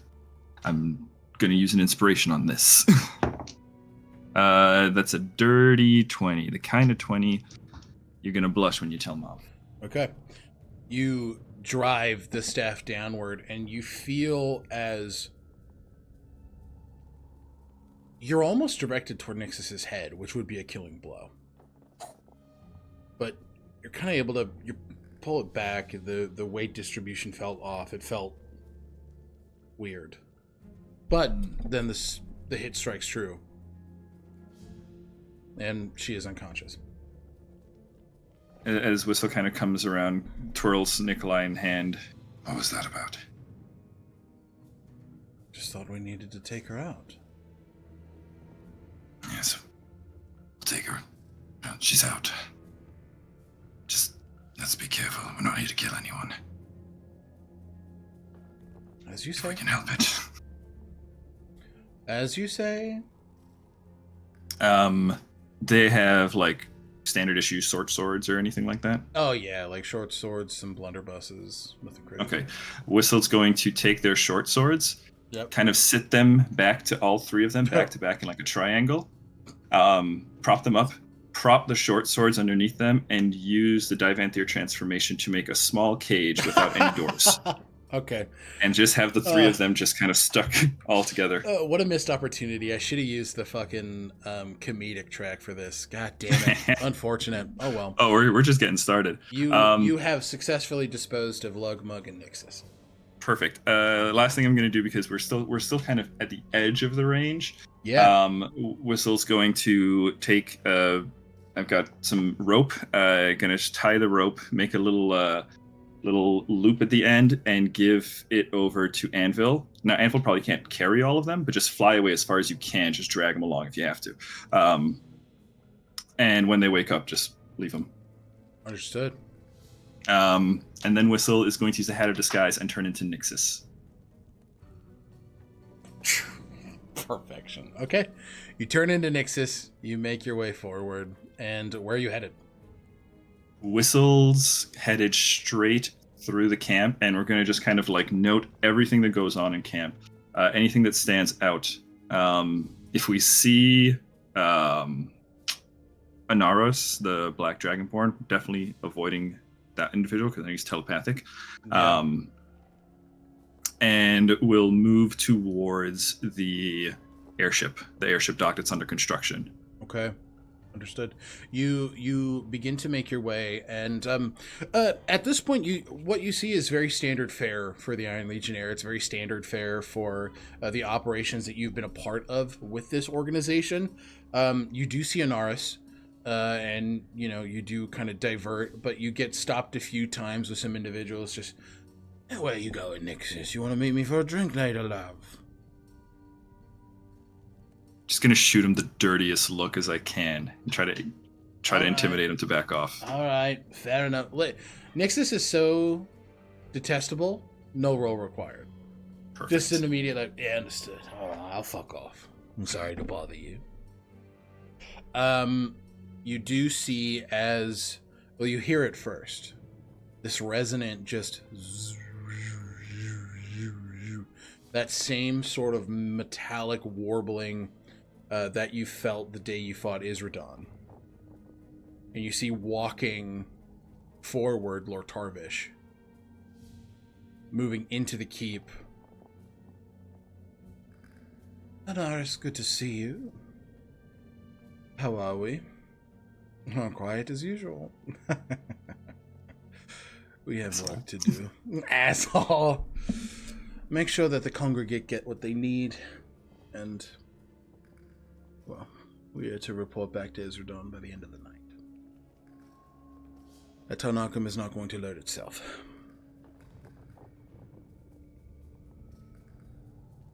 Anaris, what did you just say? Anaris just nods. He said that I knew it. said that the ZenOkami is not going to load itself. TARNAKUM. Whistle. This rings familiar, as the lack of this substance is what led to the Alaric sinking. It's what led to this situation happening in the first place. Mm-hmm. Perfect. Noted. And they're loading that onto the congregate ship. Give me a. You're not moving. Are you moving stealthily? Correct. Not yet. I think just kind of riding Nixus's reputation through things, but maybe when we start getting towards the actual airship, we'll switch to stealthy. Okay, you start making it to the. You manage to get to the airship dock easily enough. So go ahead and roll me a stealth check. Okay. 17 plus 9, 26. Oh. Able to kind of dip in and move. You can see Anvil up in the Wavering Peaks moving in flank with you, above you, keeping that bird's eye view of you to ensure that you're safe.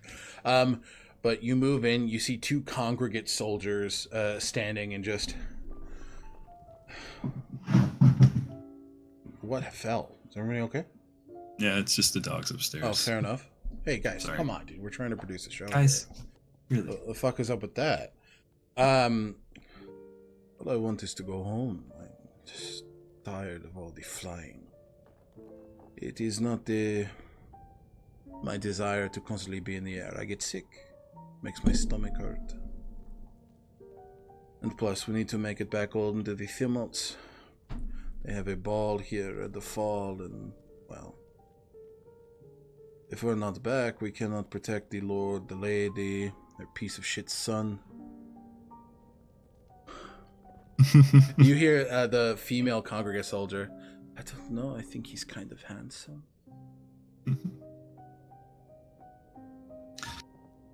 Noted. Whistle's just got to get by him. You do. You absolutely do. Yeah, he's going to try to sneak by him. But yeah, he kind of pockets that. I don't think for Whistle, I don't believe that really registers anything too much. No. Just seems like two people talking about their their day to day, their home, their day to day. Maybe some setup, but who gives a fuck about that? Am I right? Yeah. Whistle's gonna ignore that plot hook and continue making his way into the ship. He needs two things: evidence of this alliance somehow. Anything that maybe I was thinking like a ledger or something that kind of maybe details transactions or something. Absolutely. Just something that kind of that links the two together conclusively.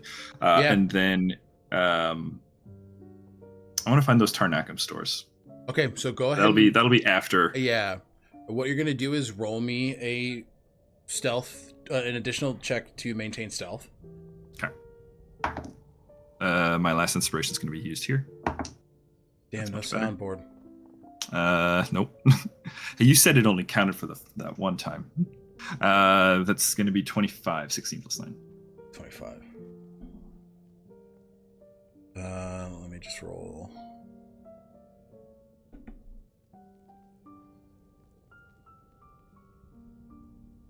Are you still disguised as Nixus right now? Yeah. Lieutenant, I don't believe you have permission to be on board. It was a natural 20, dog. I'm so sorry. It's okay. What can I help you with, Lieutenant? I have a delivery from Lord Tarfish. You see a visible, like, shiver. Just, ugh. Disgusting. I think he's kind of handsome. Or no, what was it the one said? I think he's kind of hot. No, I think he's kind of handsome. You're dead on.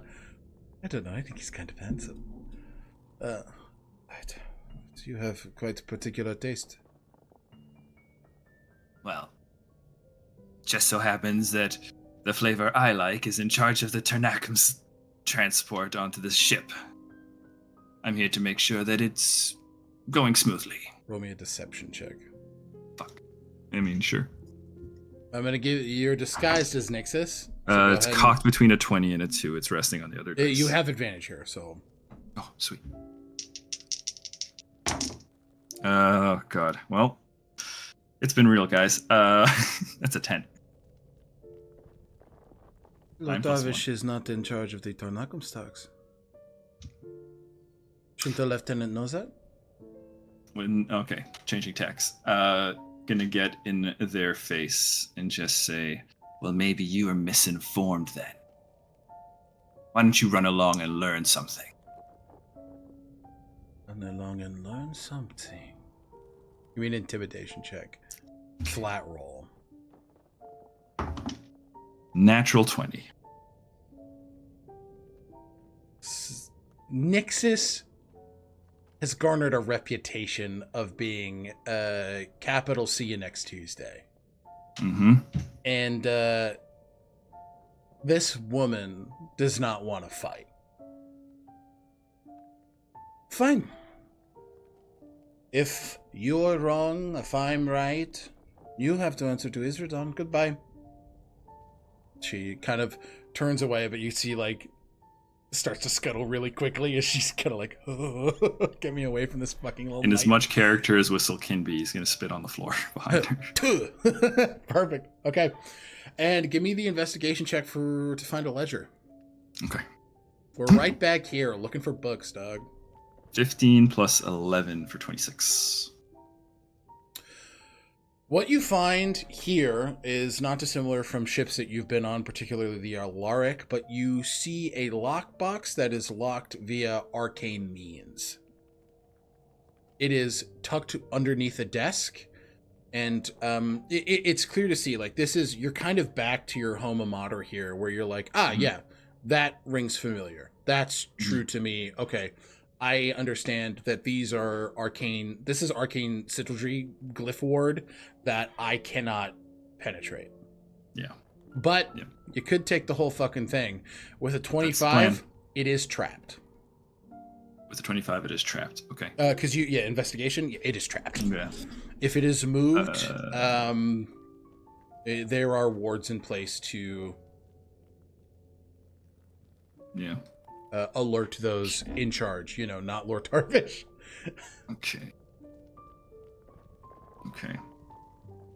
Don't really have much I can do for that. Because magical trap would need magical ability or magical disarming, or at least as far as whistles were. The traps are non-magical because you rolled with investigation. Oh, okay. It's a mechanical trap? It's a mechanical trap. Is it a metal mechanical trap? It is a metal mechanical trap. Okay. Whistle's going to... I'll make this up as I go along. Okay, we're going to use the last 4 points of the Divanthir transformation to use the manipulate, and he's going to ask the metal to untrap it or unlock itself without setting it off. He's going to crouch down and say, "You've come a long way, carrying a heavy burden. Rest now, and let me take it from here." You hear the unsheathing of blades. It's just a shing, shing, shing, shing, shing, almost too many to be, to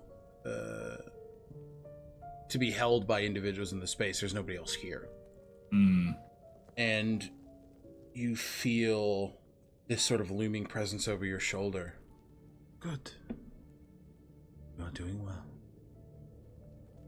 Appeal to it. Be it. You know it to be true, yes?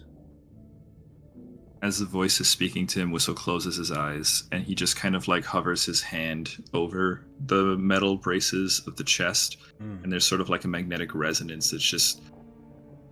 Nobody else that wouldn't be attuned to metal probably wouldn't hear that kind of like hum that's traveling between the two. And he'll just whisper, "Yes, I hear it."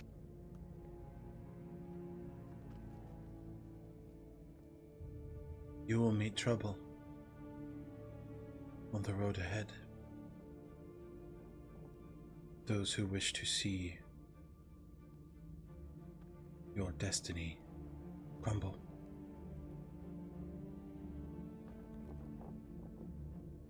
We must meet where our bond was forged.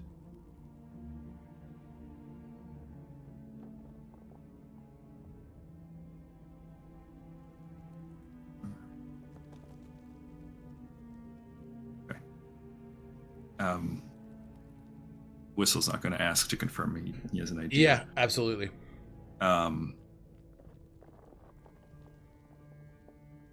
Yeah, you see as the traps are disarmed. I just wanted to make sure to say that before anything. Sure. As the trap disarms and as the voice kind of fades away, Whistle will kind of pull his hand away and just say, "I don't care about destiny. I'm fated," and shove it into the thing. The last fleeting thing. Destiny cares about you. And you get another glimpse as you grab. Hold fast. We cannot hold it back. We must brace for it. You are all good men. You will be mourned, but you will die. If it were to be another way, I would will it, but I cannot. Mount your cragworms and set flight.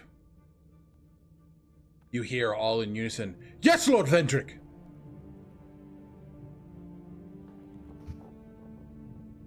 And you grab it. And you are back to yourself. And Nikolai says, "We have to get the fuck out of here." Yes. Yes, we've got to get the fuck out of here. Whistle's just blinking, confused, but he is in operative mode. Yeah. And doesn't have time to worry about that. Absolutely. He's gonna get up and he's been on ships not like these, but maybe with Nikolai, if Nikolai's been on ships like this. Yeah, you're absolutely able to get off as quickly and as safely as possible. I will just need another stealth check. One last one to get you out of the ship. Wait. What do you mean? I need the Tarnakum source. that's right. The Tarnakum source, unfortunately, is heavily protected by 7 of those creatures that you saw and 2 armored juggernauts. You see the form of human bodies or humanoid bodies within these sort of exosuits of armor. They are patrolling closely, they are monitoring it, and they are not letting anyone near it unless they show a very particular sigildry. Okay. Yeah, quit while we're ahead. Seeing it's protected, yeah, we're gonna bail. Make his way, is still in the skies of Nixus, out towards the deck of the ship, and get out of here as fast as we can. You said stealth? Stealth, please. 12 plus 9, 21. 21. Whistle. You are able to make it off of the ship and back into the Wavering Peaks. And do you begin your trek home? Yes. Whistle will begin the trek home. Yeah. Roll me another D100. Okay. We gotta check the weather. 46.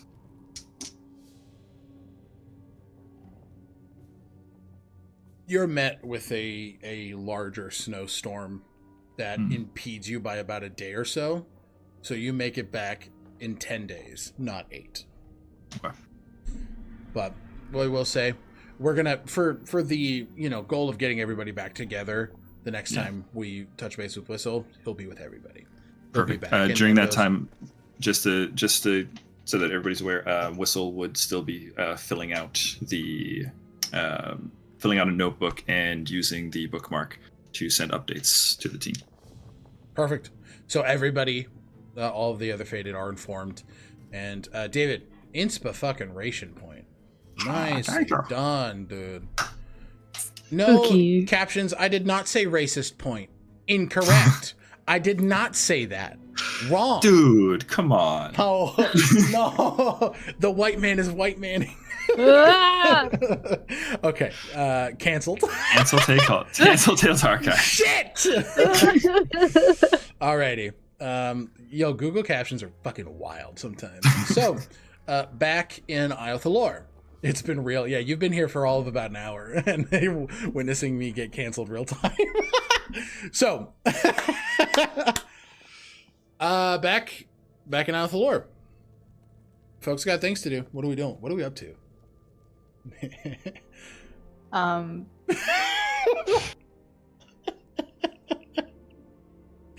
I want to do this, but I don't know if we should go on a break first. It might. Yeah, I say we can take a break. Take a quick 10-minute break. Okay. We'll take a break. Yeah, we'll take a break, and we will see you guys in about 10 minutes. Bye. See you soon. Oh.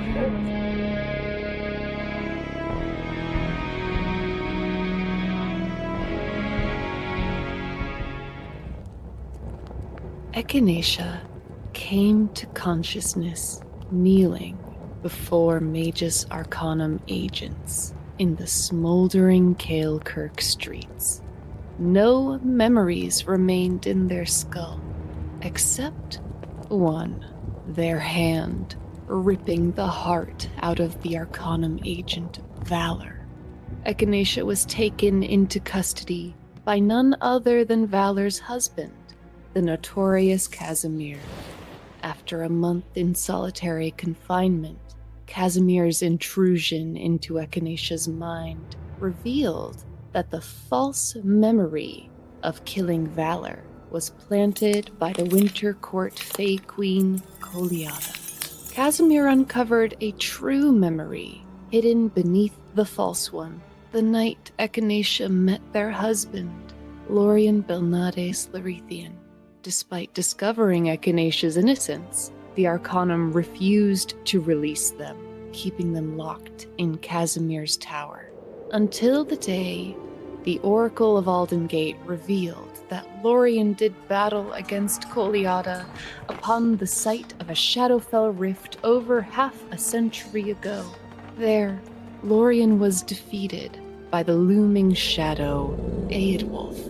Eadwulf an undead corruptor Corberay controlled by the Winter Fae Queen consumed Lorien and turned him into the Vildraven, a monster sworn to hunt the line of Lorethian to extinction. The Oracle mercifully freed Echinacea after the revelation. Upon leaving the warded halls of the Arcanum, Echinacea learned that they are a fate touched of Minri, goddess of magic. With Minri, Echinacea crafted items of power called preludes, which grow based upon the chosen paths of the wearers. With time, Echinacea grew to love the fated, adopting Lazuli as their sister, advocating on Lucian Whitmore's behalf for restorative justice, befriending fellow Arcanum victim Monroe, and falling head over heels with the runaway Zendrixian prince, Kaelin Vryn. With luck, Echinacea learned that they are bound to a phoenix, allowing the wizard to cast primordial restoration magic. They use this to heal enemies and allies alike, eschewing death hags and the ruinous god Silence locked away in Aosha's core. With rage, Echinacea learned vital information. Koliada's mind is not her own. She is a victim, controlled by the cursed sword Rhyme, created by the deceptive god Kervaith. Braving the lands of eternal winter in northern Shenthir, Echinacea finally faced the Vildraven. In the midst of their battle, Echinacea offered Eadwulf a new pact. Join Echinacea and bring Kervaith to justice for all the suffering the god has caused. Eadwulf accepted, leaving Lorien free to recuperate, offering Kaelin the Vildraven's mythic blade, the Song of Arvindor, and taking up residence in Echinacea's mind. Together, the two have braved many perils, closing a Shadowfell rift with the aid of Lucian Whitmore, recovering 50 years of memory with the help of another Corberay, meeting their brother, Dorlin, dying by Lord Harvish's hand, being brought back to life by Lazuli. With their life reclaimed, Echinacea got to work, reforging the Song of Arvindor into Kaelin's Oathblade Truthseeker, facing their deepest fears of imprisonment and loss of self in the Cyvaholm catacombs, reuniting with their forgotten love and unwitting betrayer Thandrin, who remains bound in a pact to serve Kervaith, transforming into a seraph, freeing a goddess bound by the gods Silence, Kervaith, and Ruin's Eye.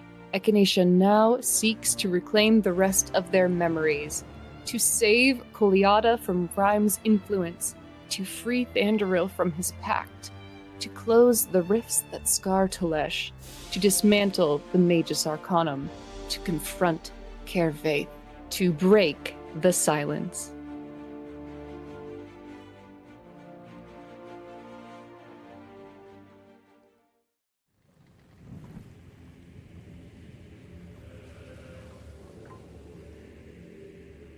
Whistle, the Hobgoblin fighter, was born and raised among the Iron Legionnaires to be a soldier, a tool for conquest.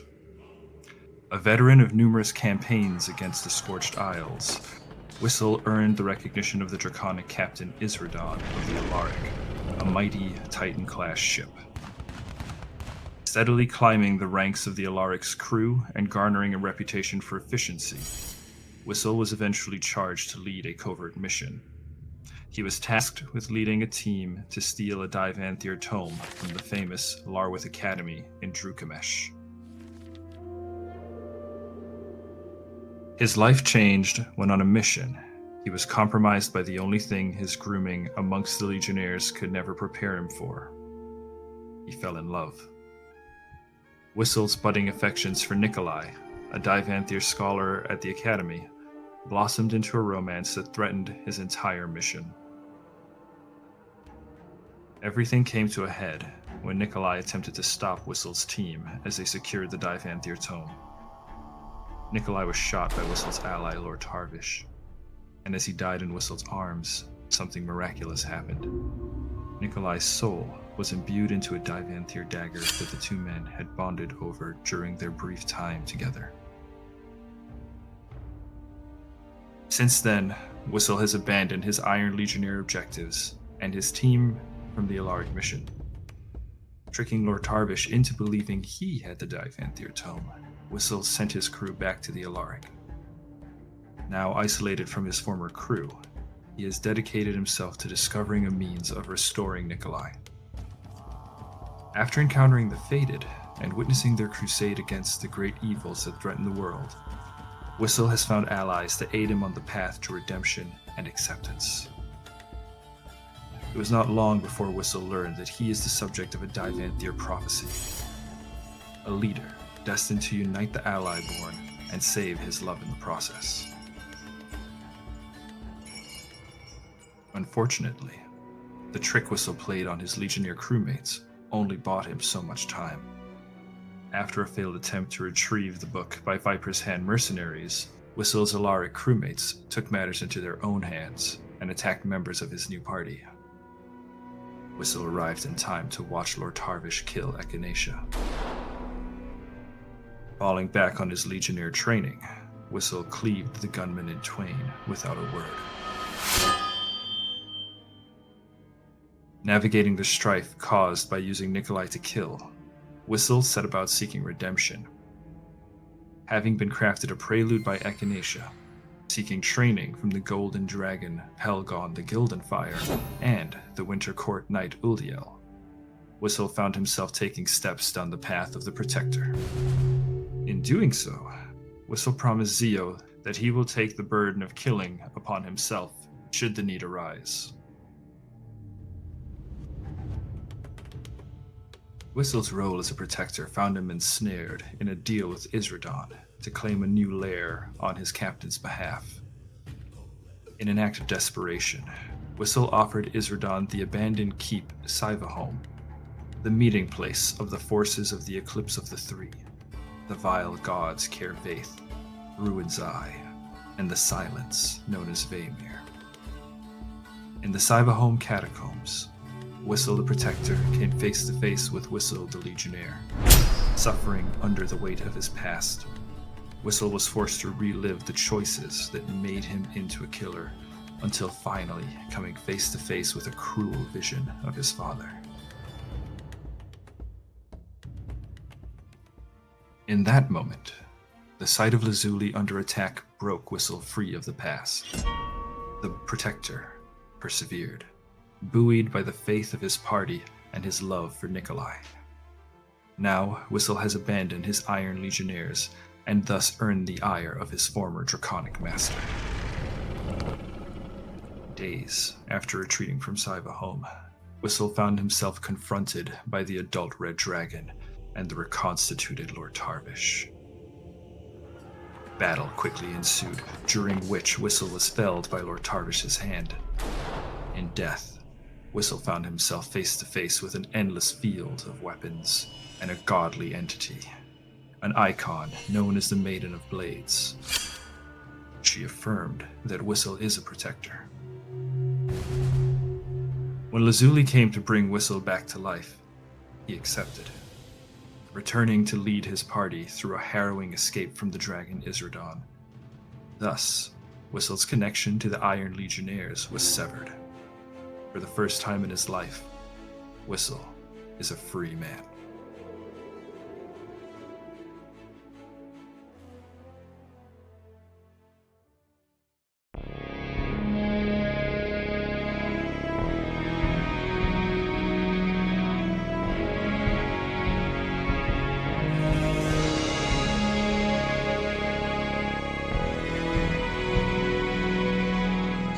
Hello, everybody. We are back for the last little stretch of No No Tolesh.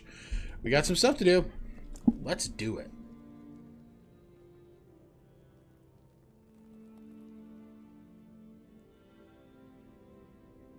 You good?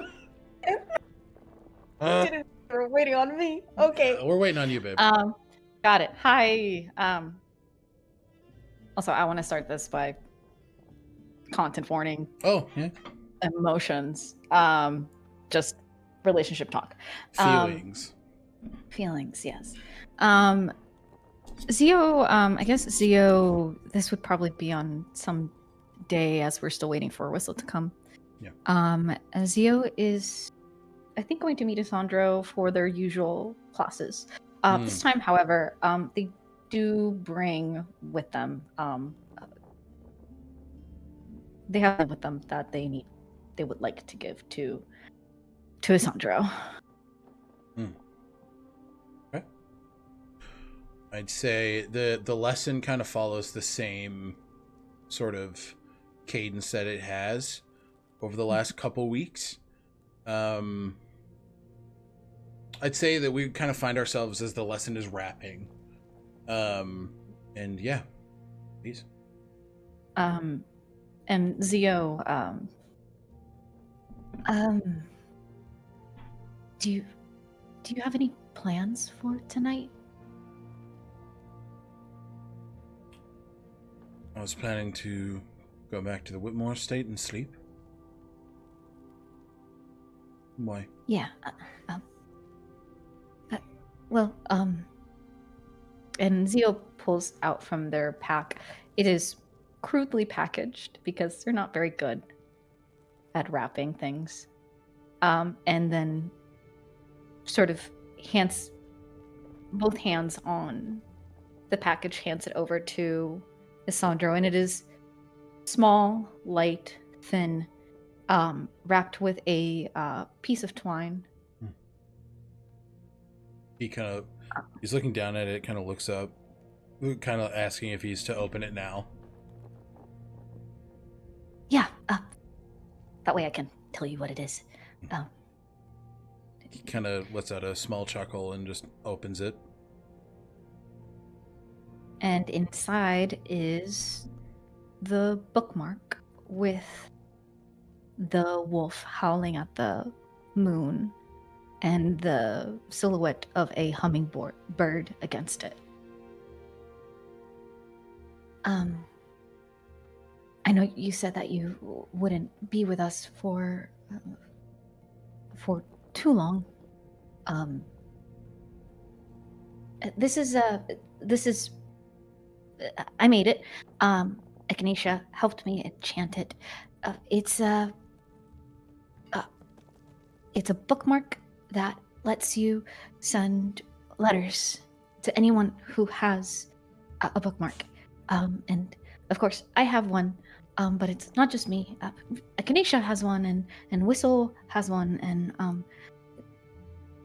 and there's other people. I can get you a list of I have gotten friends list. I have gotten the rundown of the bookmarks. Oh. Thank you. I do appreciate it. Yeah. Is this to be us? On the bookmark?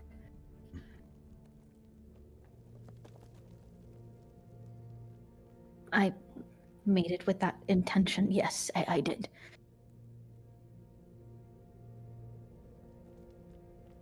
And Xio is jittery once again. That can't seem to look at Isandro.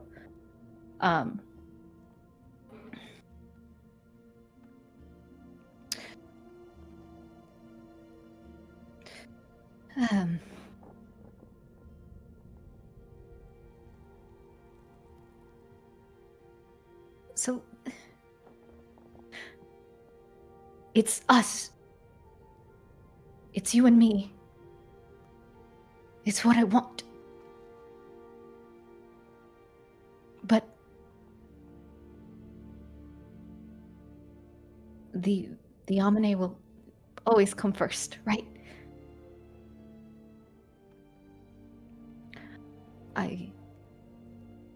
I watched you run from me to answer their call back in Cyvaholm. I know how that sounds. I shouldn't let it bother me. It's spirit calling after all. I feel it now too. But I can't stop thinking about you leaving my side. And about how our responsibilities will always come first. Spirit calling for the both of us, and now the current for me. Regardless, the more you've taught me, the more I understand why you had to go. And the more I learn, the more I see the peace it's supposed to bring me. And the peace that it brings you. And I disrupt that.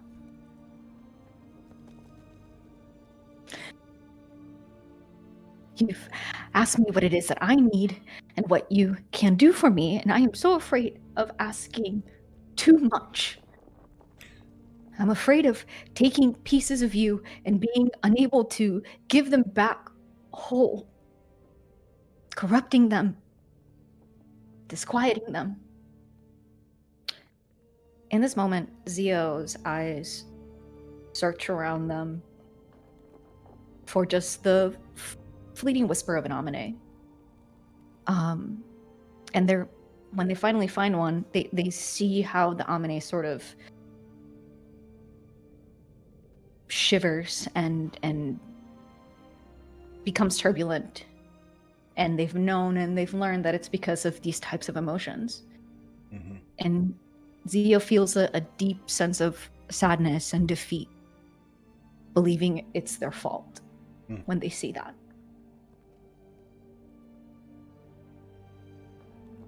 I'm afraid that if you answer my call, I'll only make it worse. And there's that part of me that wants you. You asked me that question, and yes, I want all of you. But not just Isandro, my mentor. Isandro, my confidant, my guide. I want all of you. I want the Isandro who takes from me too, who tells me what he needs too. I want the bad parts, the ugly parts, the worst parts that you hide from me. I want the Isandro that needs me just as much as I need him. I don't want to be another Alma to you. Another mistake. I want the Isandro who is just as selfish as me. Who won't just let me walk away. Because in that way, it won't just be me taking and taking and taking. That way, it won't just be me feeling desperate and spiteful the moment you don't answer to my selfish desire. The moment your duty makes you run from me. And who am I to demand that of you now? Putting myself first in line to be destroyed by the current, to be used to some end I don't have answers for. And I've given you no choice. Because I knew you wouldn't stop me. Knowing that you would grit your teeth through it, no matter how wrong I could be about all of this, hurting you in the process.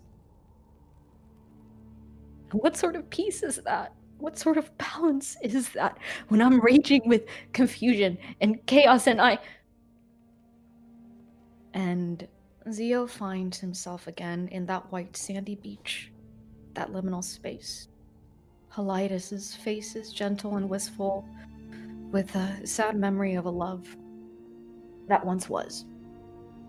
And then that liminal space shifts, and there's blood on the Vakron's lips, and a figure made of dead branches and rot and clay, a nightmarish stag raging with contempt, antler protruding through the Vakron.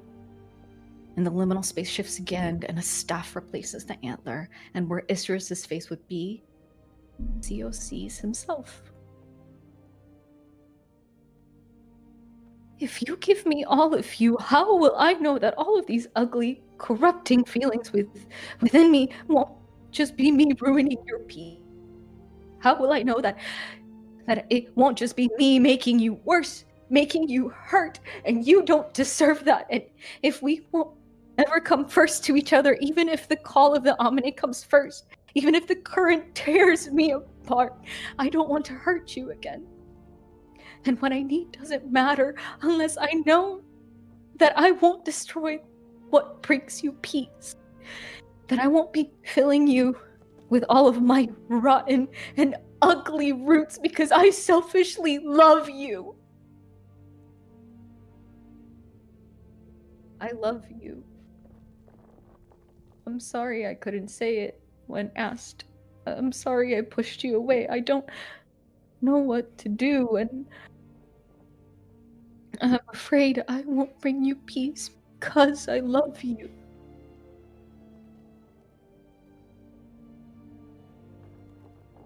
First off, inspiration point.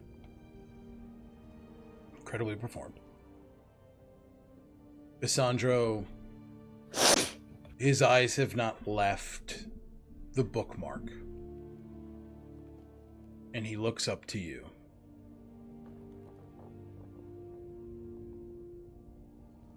Almost everything you said to me was about you. Xio.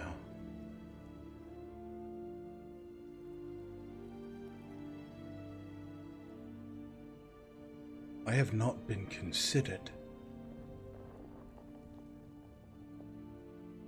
You had me hold a secret that kept me away from the others. When you revealed it and celebrated, I was left alone, unknowing of what had happened because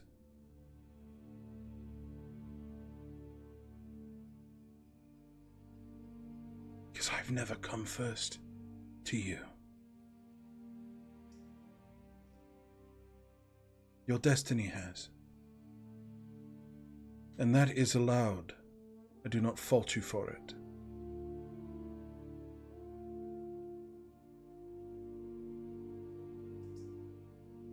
The Omine should come first. That is our duty as spirit callers, but even then, do they actually come first for you? You speak of what I did in Cyvaholm as a betrayal. I was plain with my responsibilities and the responsibilities of a spirit caller when you asked me to train you. And I wonder, did you ask because you wanted to be a spirit caller? Or because you wanted to be stronger?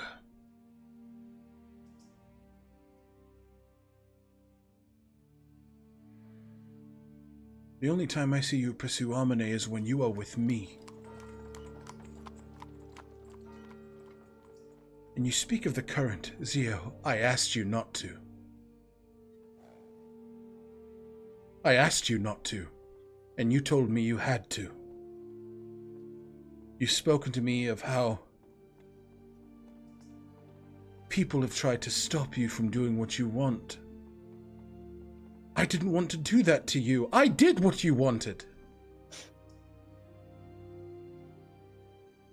And yet I was still pushed to the side. I was still not considered. Xio, you are so invested in proving Alma wrong that you are willing to leave this world to do it. Your family, your friends, me, to do it.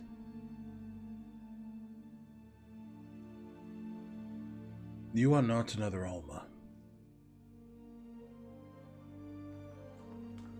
You are you. And Xio,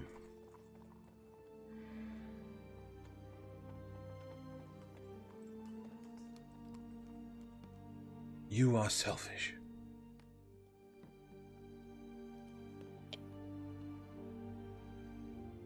But that does not make you a bad person.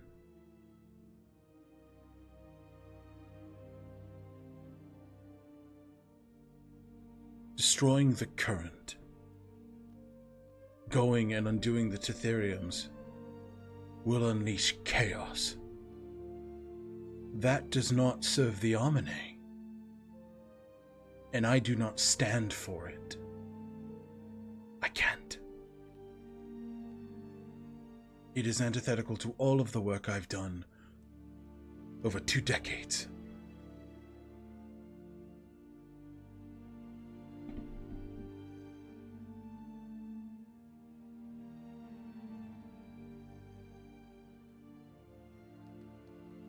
You have not asked of my life unless it's turned back to you.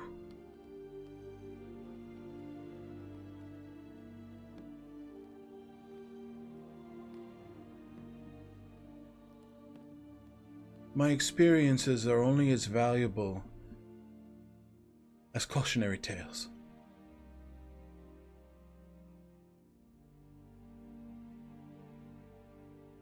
It breaks my heart, Xio, because I do love you too. I do. But sometimes, love is not enough.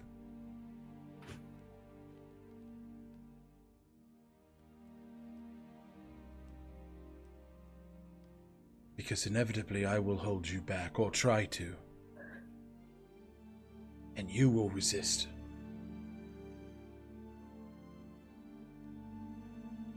You will choose what you choose.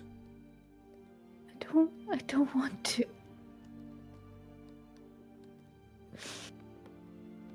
You don't want to what?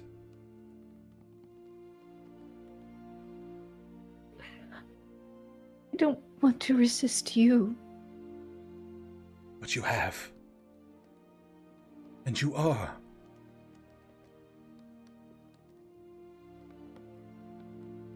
Do you deny it? No.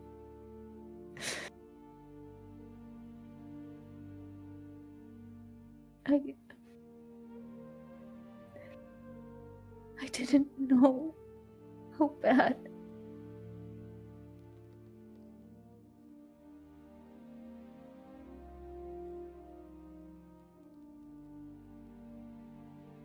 Let me be very clear.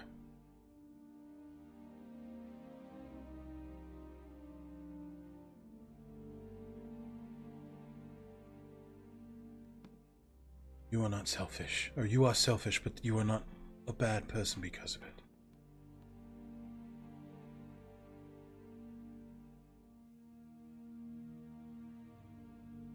What do you want from me? What do you want with me? Because, Xio, if you don't want...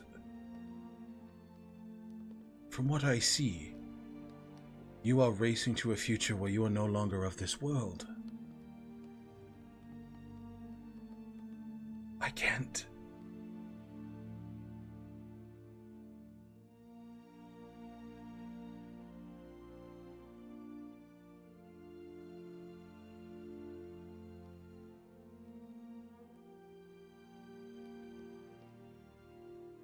You're right. Of course you're right. It's not about that. Do you want to go into the current? Are you committed to it? No. But I don't know what other choice there is. If the current is destroyed, if Glacia and Coletra destroy it, the Vaemir could be released.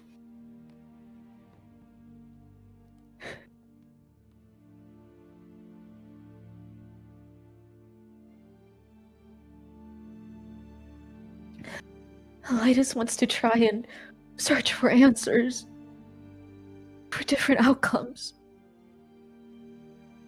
Of course, I don't want to go into it. Before you met me, I was ready to. The night before I met you, I gave it up.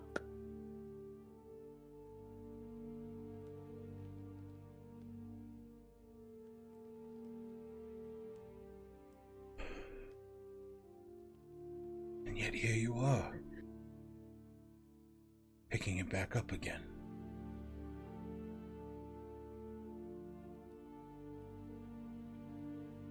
Why is it enough for Helitis to look into it? I offered the same. And that was not enough for you. I wasn't in my right mind. So much had happened.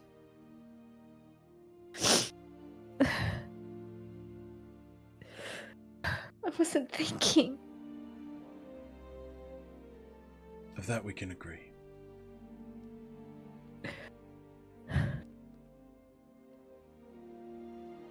I am sorry that you are on this tempest of a path. What is left behind of me if you decide to go into the current? What will this have been for?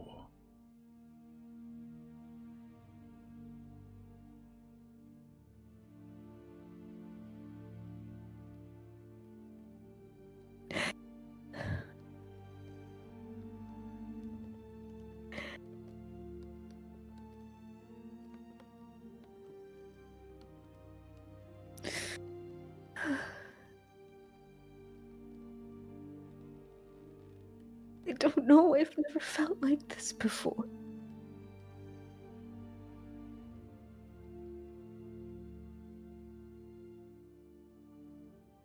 Sorry, I don't. Oh. I want you to live. I want you to be happy. And I want you to find a purpose that does not eat you up inside, that does not sacrifice body and soul. I thought I knew that you gave up the Ditheriums. Told me. And I thought that spirit calling would be a destiny that you could be proud of. I am. Then why don't you do it?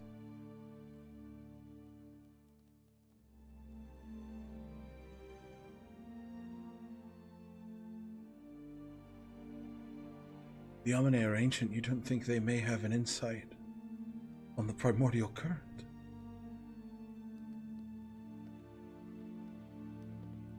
You just haven't asked.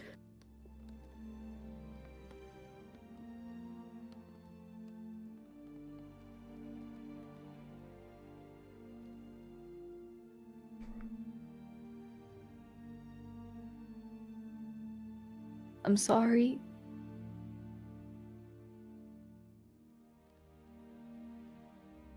I'm sorry. Sorry I didn't put you first. I don't want to be put first. I want to be considered.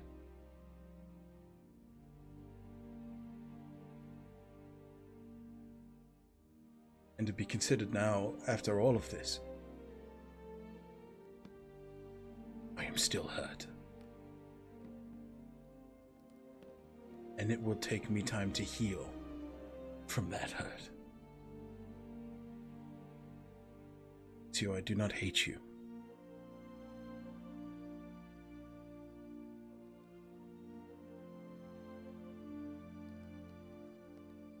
I just don't want you to rush to end your life.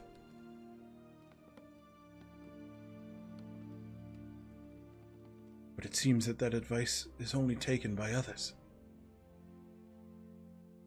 When said by others.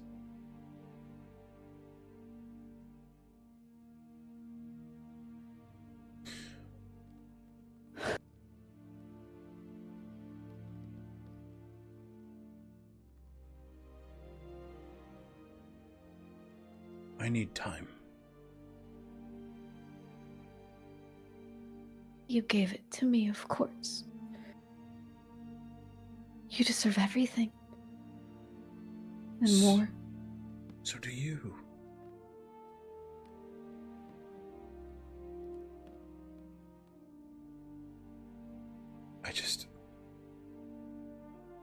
I do not know if I can be with someone who does not consider me.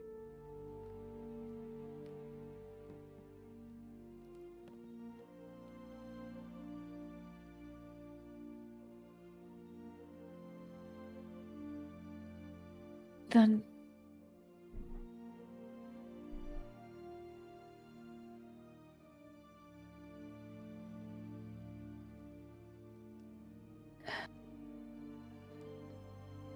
I don't...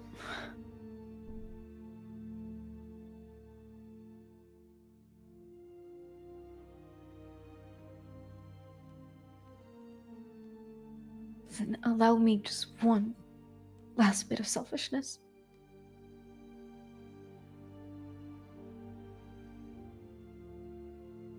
Take all of the time that you need, and I'll learn to consider you. I'll do my best.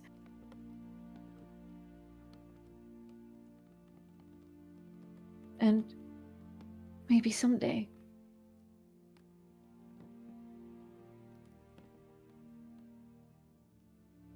that someday I can show you. If you'll let me. I suppose that all depends on if you're here.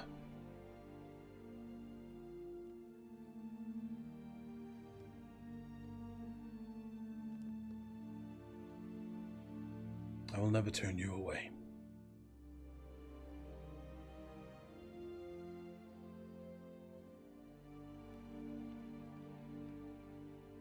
But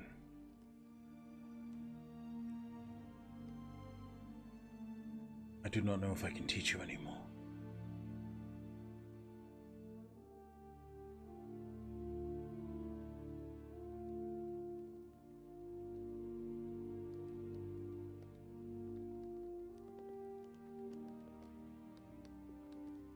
Zio's going to grab Isandro's... Well, is going to kind of motion to grab his hand. He doesn't stop, Zio. Same hand that has the bookmark. Mm-hmm. And they're going to kiss the knuckles.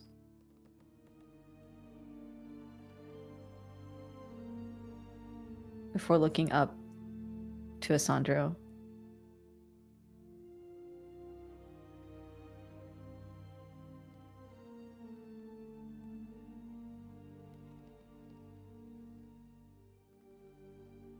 Then I have to start aiming for new heights.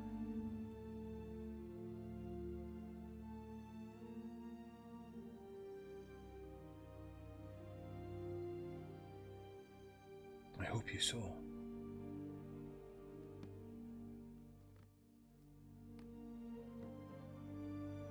Thank you for this. I will keep in contact.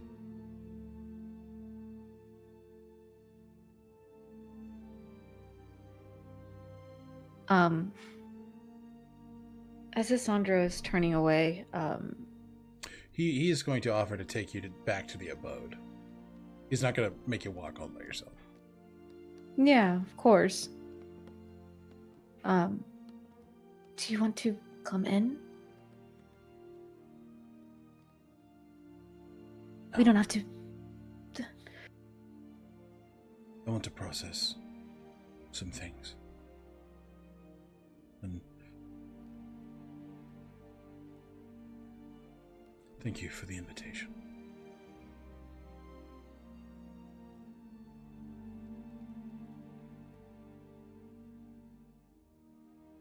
There will be more. If you'll let me.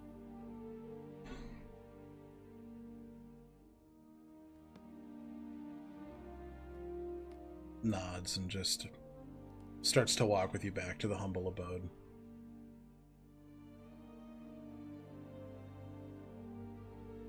All right. When Zio gets to the humble abode and the door closes behind him, he's going to fall back against the door, regardless of who's there. Yeah.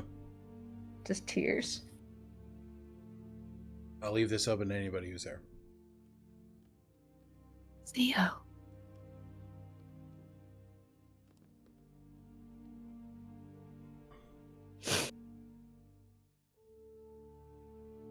Xio. Echinacea will get up from potion crafting, tinkering with Shali's old potion bottles that she so graciously gave them, and get down on their knees.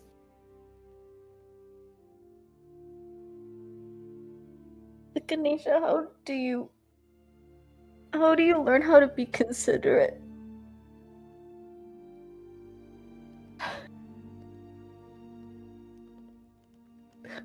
I think all you have to do is consider.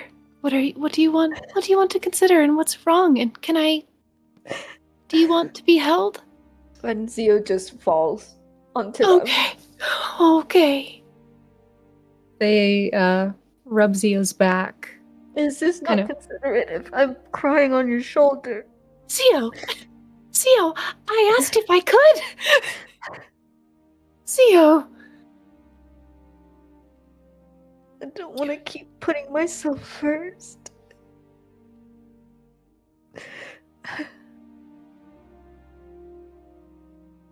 Who else would you put first if not you? Sandro.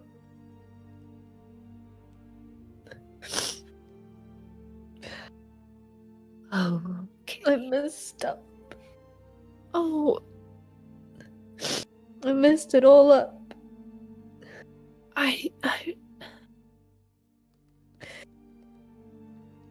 What makes you say that? We broke up. Echinacea cradles your head against their shoulder, nestles their cheek to yours. Sweet boy. I'm so sorry.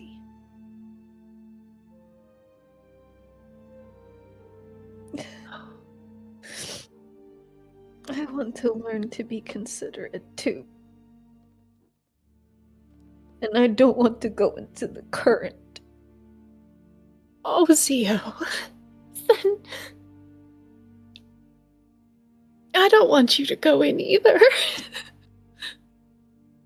Sweetheart. Echinacea casts Mage Hand behind them, gets their tea from the table.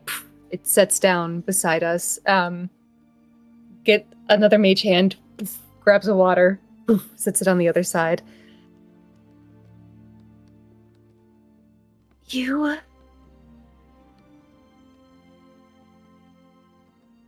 can't meet someone else's needs before meeting your own. And I realize that is very hypocritical coming out of my mouth. But I'm gonna work on that too. You are allowed to consider yourself. And I don't know if this is helpful. Do you know? What would you like?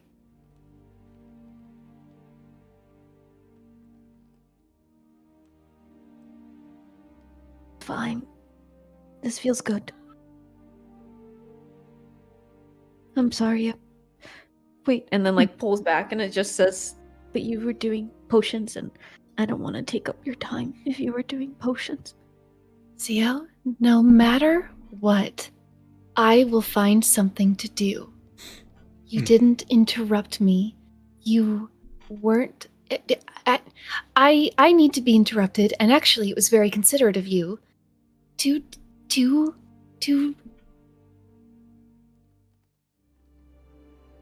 You're not... It's...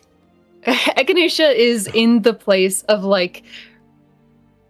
feeling like everything they're saying is wrong, and realizing that there are love languages in Xio that they haven't learned yet. They're holding each other. Echinacea picks up their tea and presses it into Xio's palm.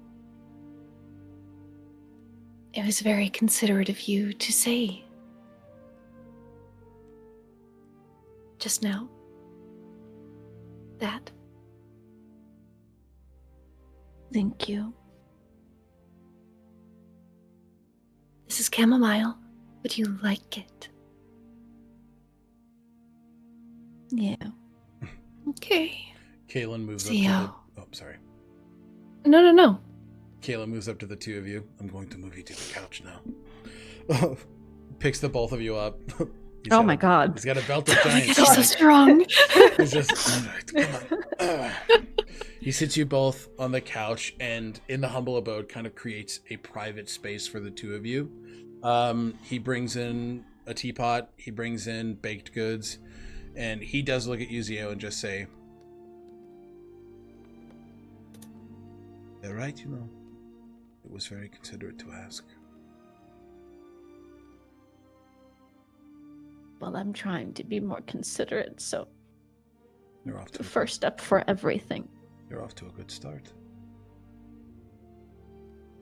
Let's not pretend this is the first time you've been considerate. Let's not. Zio, you are sweet.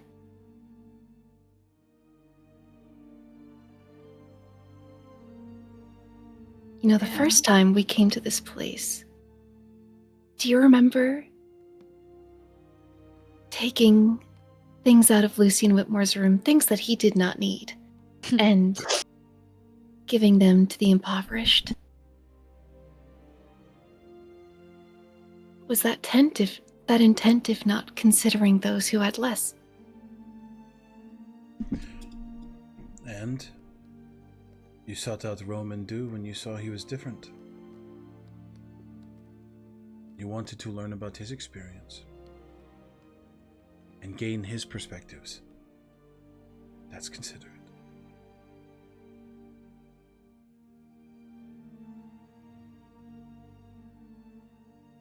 Well, I guess I am considerate to every single person around me, except for the person that I love. So I just have to get better about that.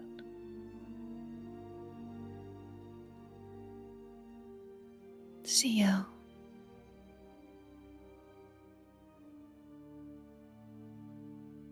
Sometimes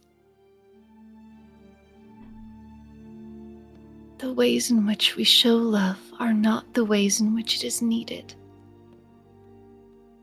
I think I'm often guilty of that with you.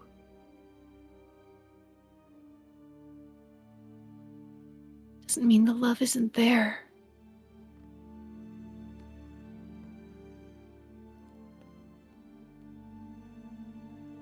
But we will learn each other, and we will shape our love together, so that those loves hold each other tight. It's not a failing to be learning.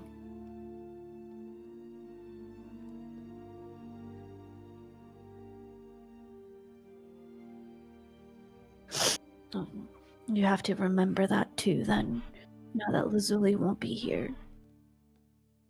Just because Lazuli is gonna be with Lapis and Aura doesn't mean that she loves you any less as her sister. Sibling.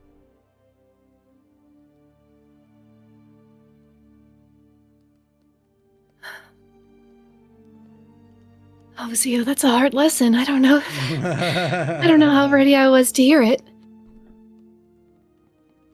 But you're very wise. It's a night for hard lessons. Yeah. Kaylin looks genuinely impressed by that read. He's like, oh shit. Okay, yeah, that's good. That's pretty good. A night for hard lessons. I'm sorry. Why? We're gonna... You two kind of spend the time, kind of therapizing each other a little bit, kind of digging into it. Kaylin brings in a blanket and kind of leaves you two to kind of have that time together. There's a point where Aedwulf wraps around you two, Zio, Echinacea on one side, Aedwulf on the other. And just, we'll close with him being, want me to bite him? I can. No. All right. No. All right. It's always worth checking. No. Yeah, it's always worth checking. Besides, I'm crying about it now, but who knows? There's the potential for future. At least I hope. Well, as long as he's okay with it. I want to consider his feelings. I asked him if it was okay, and he said that, well, what's the point if I'm going to put myself through the current?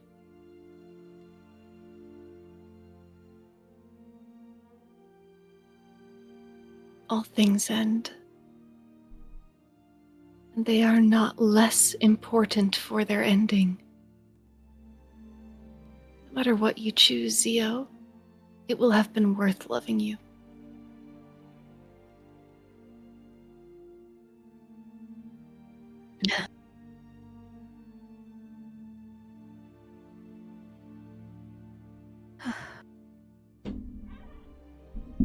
Alright. We will wrap on this scene. Both of you, take the inspiration point. Take it.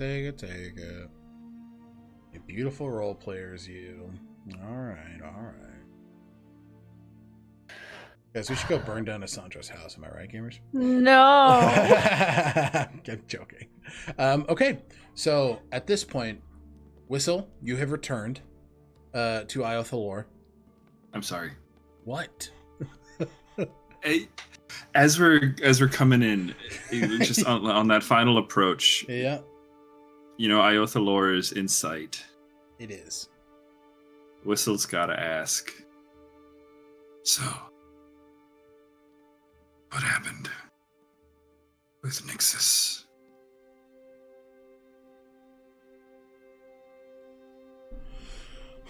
I got overzealous.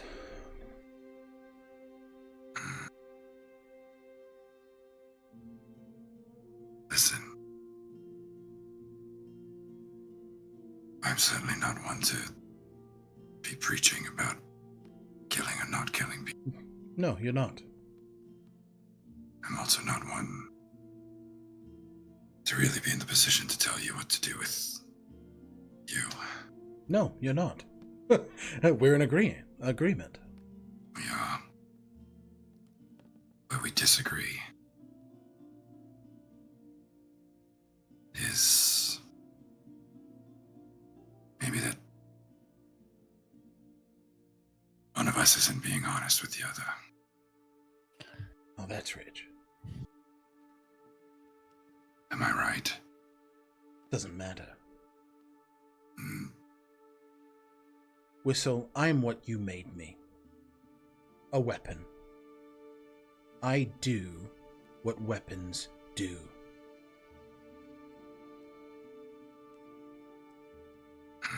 You wield me to do harm.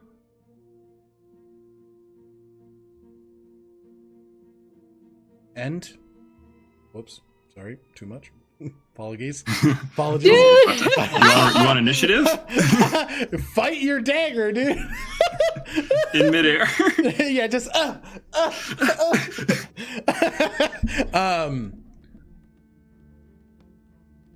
Nixus, if the tables were turned, would have ripped your throat out and not thought twice about it. I'm not going to show her any kindness. We've been in that position. Mm-hmm. We've had lots of people who could have happily taken a shot at us and made sure they could see made sure they could see it tomorrow. Yeah. Right. I've wielded you to hurt me. But that was so we could protect other. I think the world will be much safer with people like that in the ground. Maybe I've learned something from you.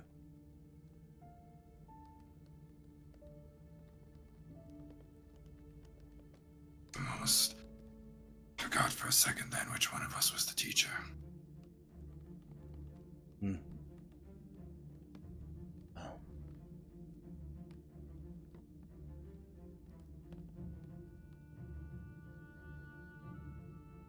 What do you want me to say? I tried to kill Nixus.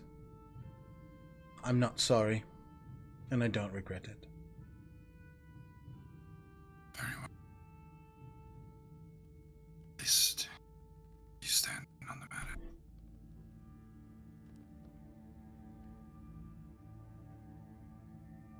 much like Xio.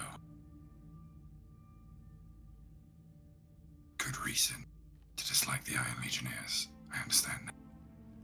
Yes, you all killed me. Yes. It's different for me now. When I see them, I can't help but imagine that if I wasn't shown mercy, perhaps I'd end up just like the rest of them. What a convenient time for you to gain a conscience.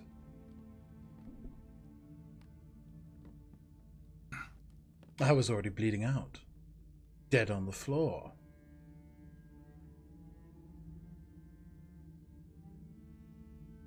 You get to be a prophesized hero of a people. You know what I get to be? The tool with which you carve your path. Let's just say I'm in... me like it's my choice, Nikolai. You're not hiding from it. You inch closer and closer. Every day.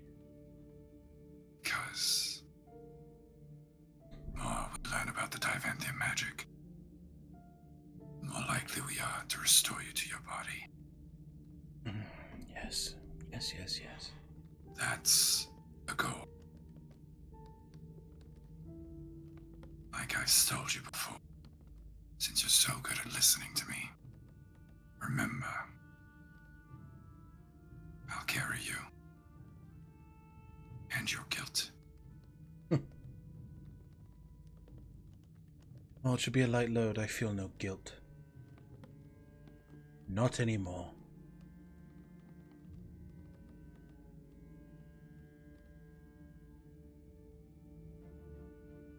Whistle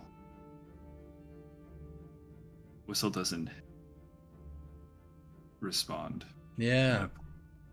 He's gonna let that kind of hang in the Mm-hmm. At this point, we're kind of pulling into Iothalor. Yeah. Okay. Hey, take that. Yoink. Inspiration point. Take that. Sorry, dude. I'm gonna hit you. Okay. Thank you. You're what? No, thank you. All right. So, guys, we're reaching the end of our session, and there are goodbyes to be said.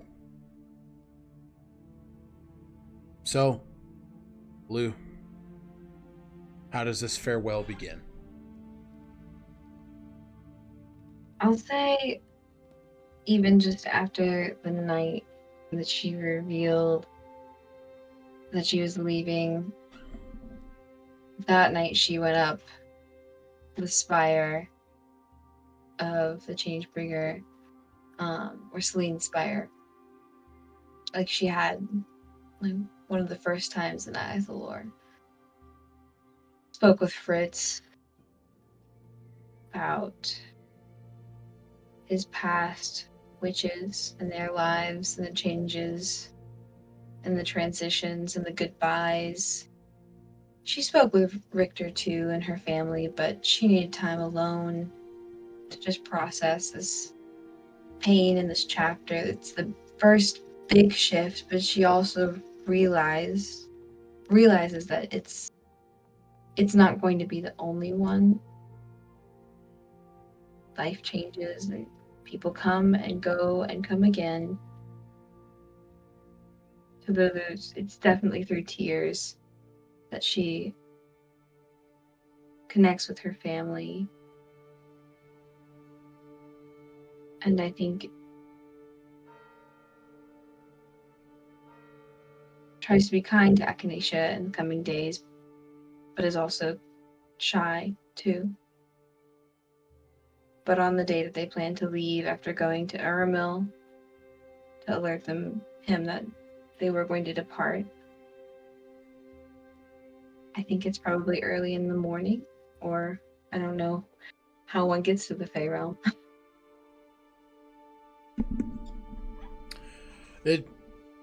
There's a gate not too far away from you that Uramil could take you.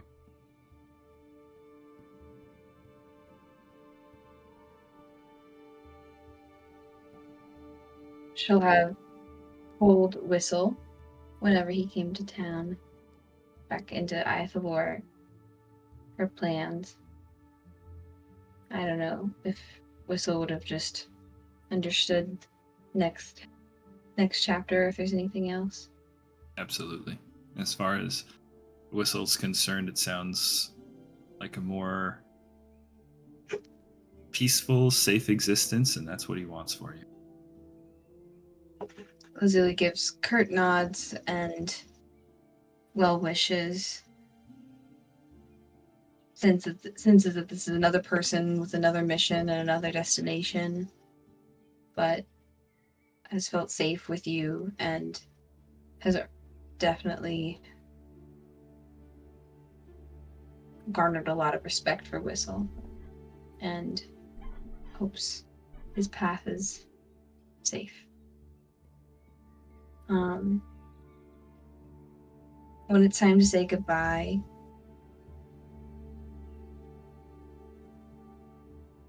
she'll go around to maybe little friends and people she's met throughout Iathalor, favorite shopkeepers and coffee shop people first, going and maybe even picking up presents for the people that she's heard Aura talk about, going through family. And I think she would have invited Xio and Echinacea or whoever might want to join to pick up souvenirs as a lighthearted thing to do to bond. As the last day, just a final little tour of their favorite lunch spot and their favorite coffee shop. Keep it light, keep it lots of mementos of the place that she really got to get close to so many people here. Plan a big arc through the city almost. Yeah. And then end at the gates, laden with gifts and presents and all the whatnot for extended family she's never met. You see Uramil standing at the gates with Lapis and Aura ready to go, Richter standing firm beside them. And you halt between the city, its gates. On one side, you see the family you found, and behind you, the family that found you.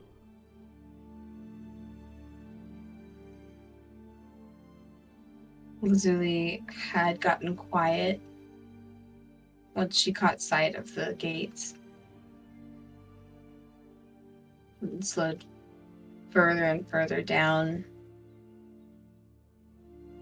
She's looking back and forth, eyes just getting glassier and glassier.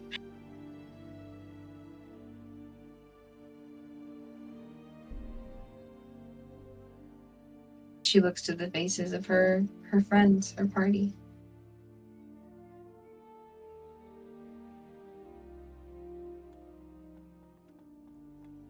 Will you let us read your journal when we meet again? Oh, Lou, I'm so sorry. I can hear you on my end. Or I can hear me on your end. Words.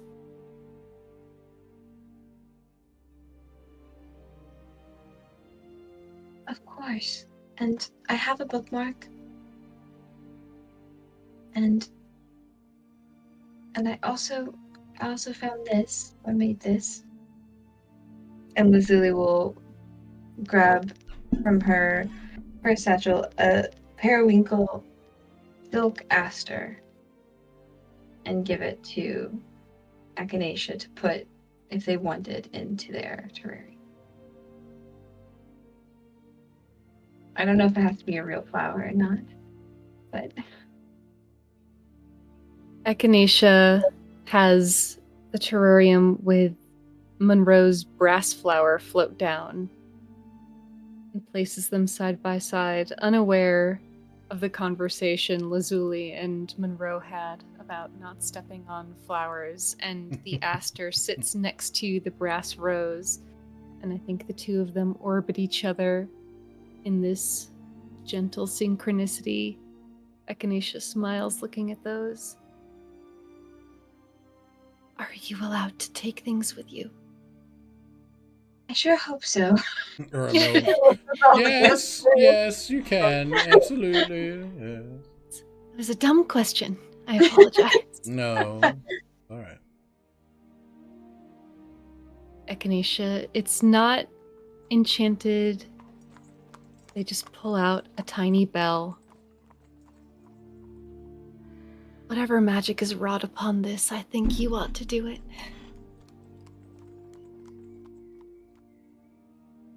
She holds the bell tightly at first, really tightly because it's a gift, and then she realizes if she holds it so tight, she won't be able to hear it ring.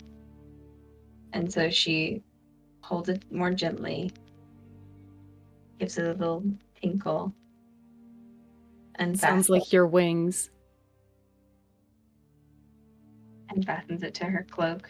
And so as she walks, it'll jingle. Thank you. I love you. I love you too, Echinacea. I want to see your face every day.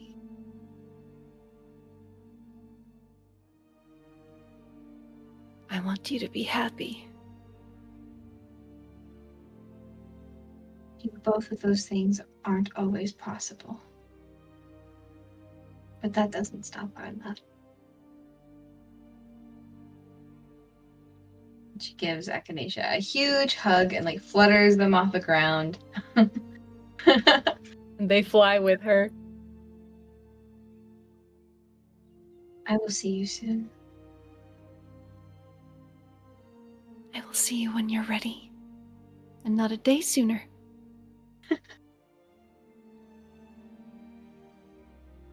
She goes to Xio, grabs his shoulders and smiles. What is Xio feeling, emoting at the moment? He looks sad, visibly sad, of course, but has been kind of like staring at their feet. But then looks up at you and takes a step closer, grabs your hand, and presses it up between their horns, same way that they did all those weeks and months ago when they first left Iothalor together. You can see her buckle at that. She comes in for a huge hug. Thank you for being. Xio will hug her back very tightly. This sort of feeling that the moment they let go, it'll be over.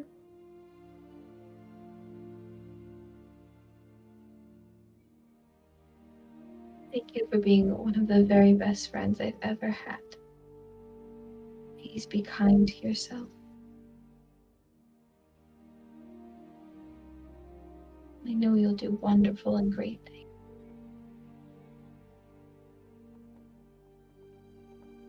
I'll strive to be as kind as you are.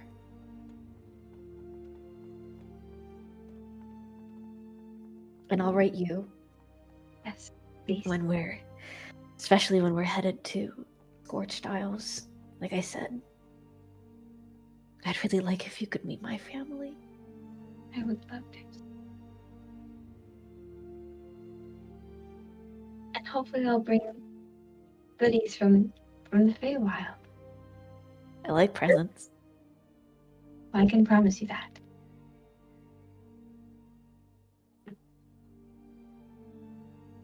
And I feel like there's a lot of Midwestern goodbye. Like, just, oh, and I forgot this thing. And, like, there's actually, and then, and probably Irma will have to shepherd her, like, okay. Like, she's just not someone who has, like, standing on the stoop. Yeah, yeah. The door. Goodbye at the carriage, goodbye at the gate, goodbye, like, she's can't, and is like waving until people are out of sight. I will say. And blubbering. Blubbering. Bellin, Jen, Kaylin are there to see you off as well, as is Lucian. Yeah. Bellin, their world's beautiful. I hope that you find what you're looking for there.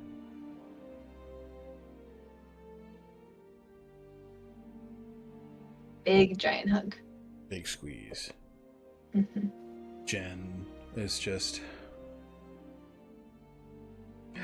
I don't like it, but you're gonna do what you're gonna do. You're an adult. Be safe out there, okay? Feywild, all kind of messy. It seems to be all messy at the moment, but thank you. Best of luck. Kaylin, just sort of going to be okay. And so will. Please take care of them, as you always have.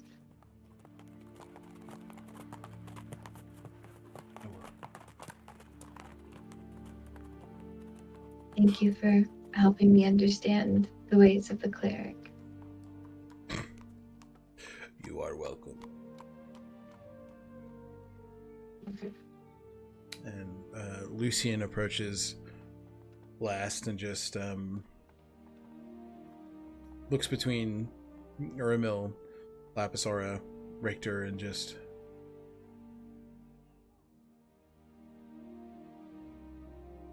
Thank you for being my friend. I always will. I know there's going to be a lot of change for you. She looks up at the estate, the city.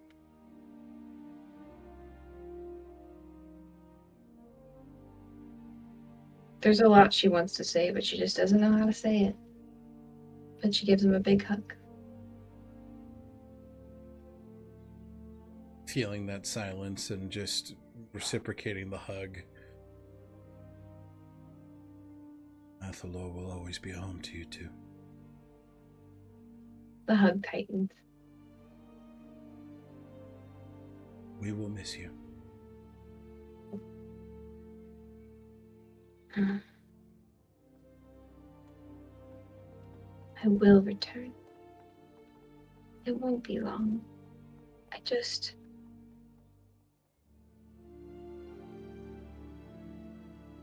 need to see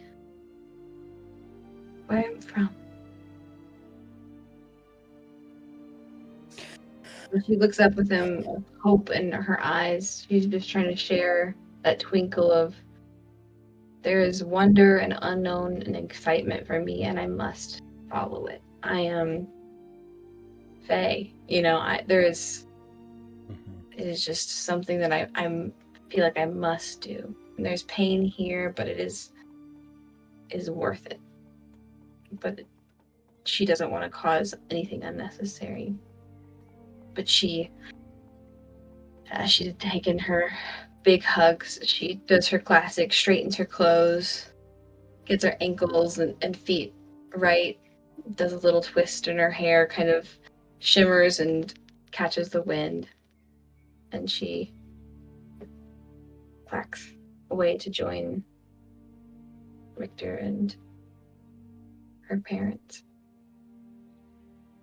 There are rounds of hugs and see you later is given to the rest of the group from Aura, Lapis, Richter, Uramil. Oh. I'll be back to also, I will say, for some reason, my brain was like, Ishwar will say, I will say goodbye to Ishwar, like, at the entrance to the Feywild. For some reason, I thought he was gonna, like, He'll I don't know why, but I didn't say that. I wasn't gonna not say goodbye to Ishwar. No, that's fine. Okay. That's more than okay. fine. That is definitely done, said, big, Yes, sad. yep, I big think my sad. brain was just like, fuck. You're good. There's a lot going on. Yeah. But Not intentionally ignoring you're fine. Ishwar. All of you, Xio, Whistle, Echinacea, See as Lazuli walks with her parents, with Richter, with Uramil, as they exit the Iothulor gates and head to the Feywild. Lazuli going to find roots in the home she cannot remember, while the Fated continue on doing their work.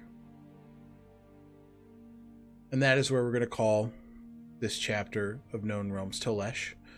Lou is not going to be with us for the next few weeks, and there may be a new face when she returns. So we will have to see who is met when Lou returns to us. So with that, that is a wrap on this session. Thank you everybody for hanging out, for enjoying. Let's do some quick outros with our players, starting with Angie. I gotta turn off the tragic track because I'm just gonna keep on getting sad. Yeah. Hi everybody, I'm Angie. They, them pronouns. I've been playing Xio Marino, newly single. Angie. Oh, listen, you cope with the laughter. I need to make myself laugh so I can cope with it. Oh, honey. You can find me at Agonethetic online, on the Twitter. You can also find me on Blue Sky. Although Blue Sky is a much smaller platform, and I don't want people following me there because I've been posting some stuff in there. Some porn. Hey, yo! Thank you, Angie. I'm like, man, I had that Isandro Xio one ready to fire, and I'm like, nah, I don't. Shit, now's not the time. Now's not the time. Thank you, Angie. You did great. And everybody, round of applause for Lou, as we will miss her for the next couple weeks. We're gonna miss you so much.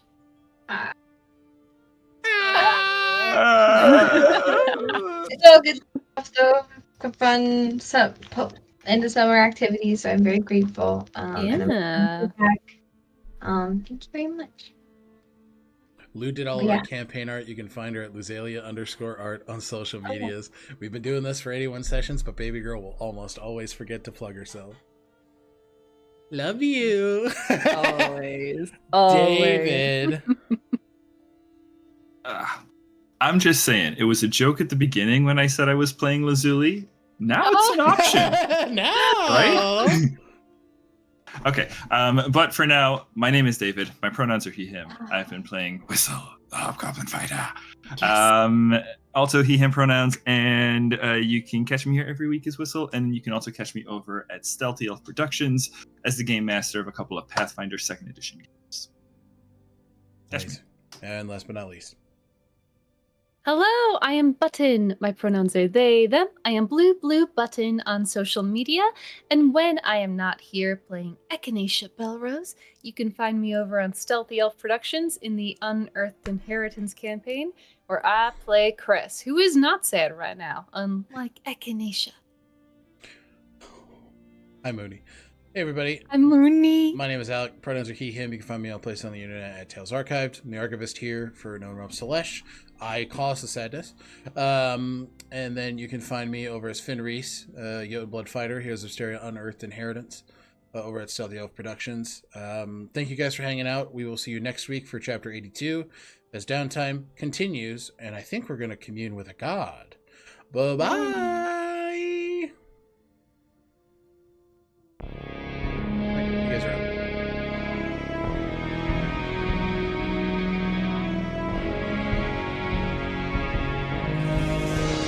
No, you're fine. Love you. Have safe travels.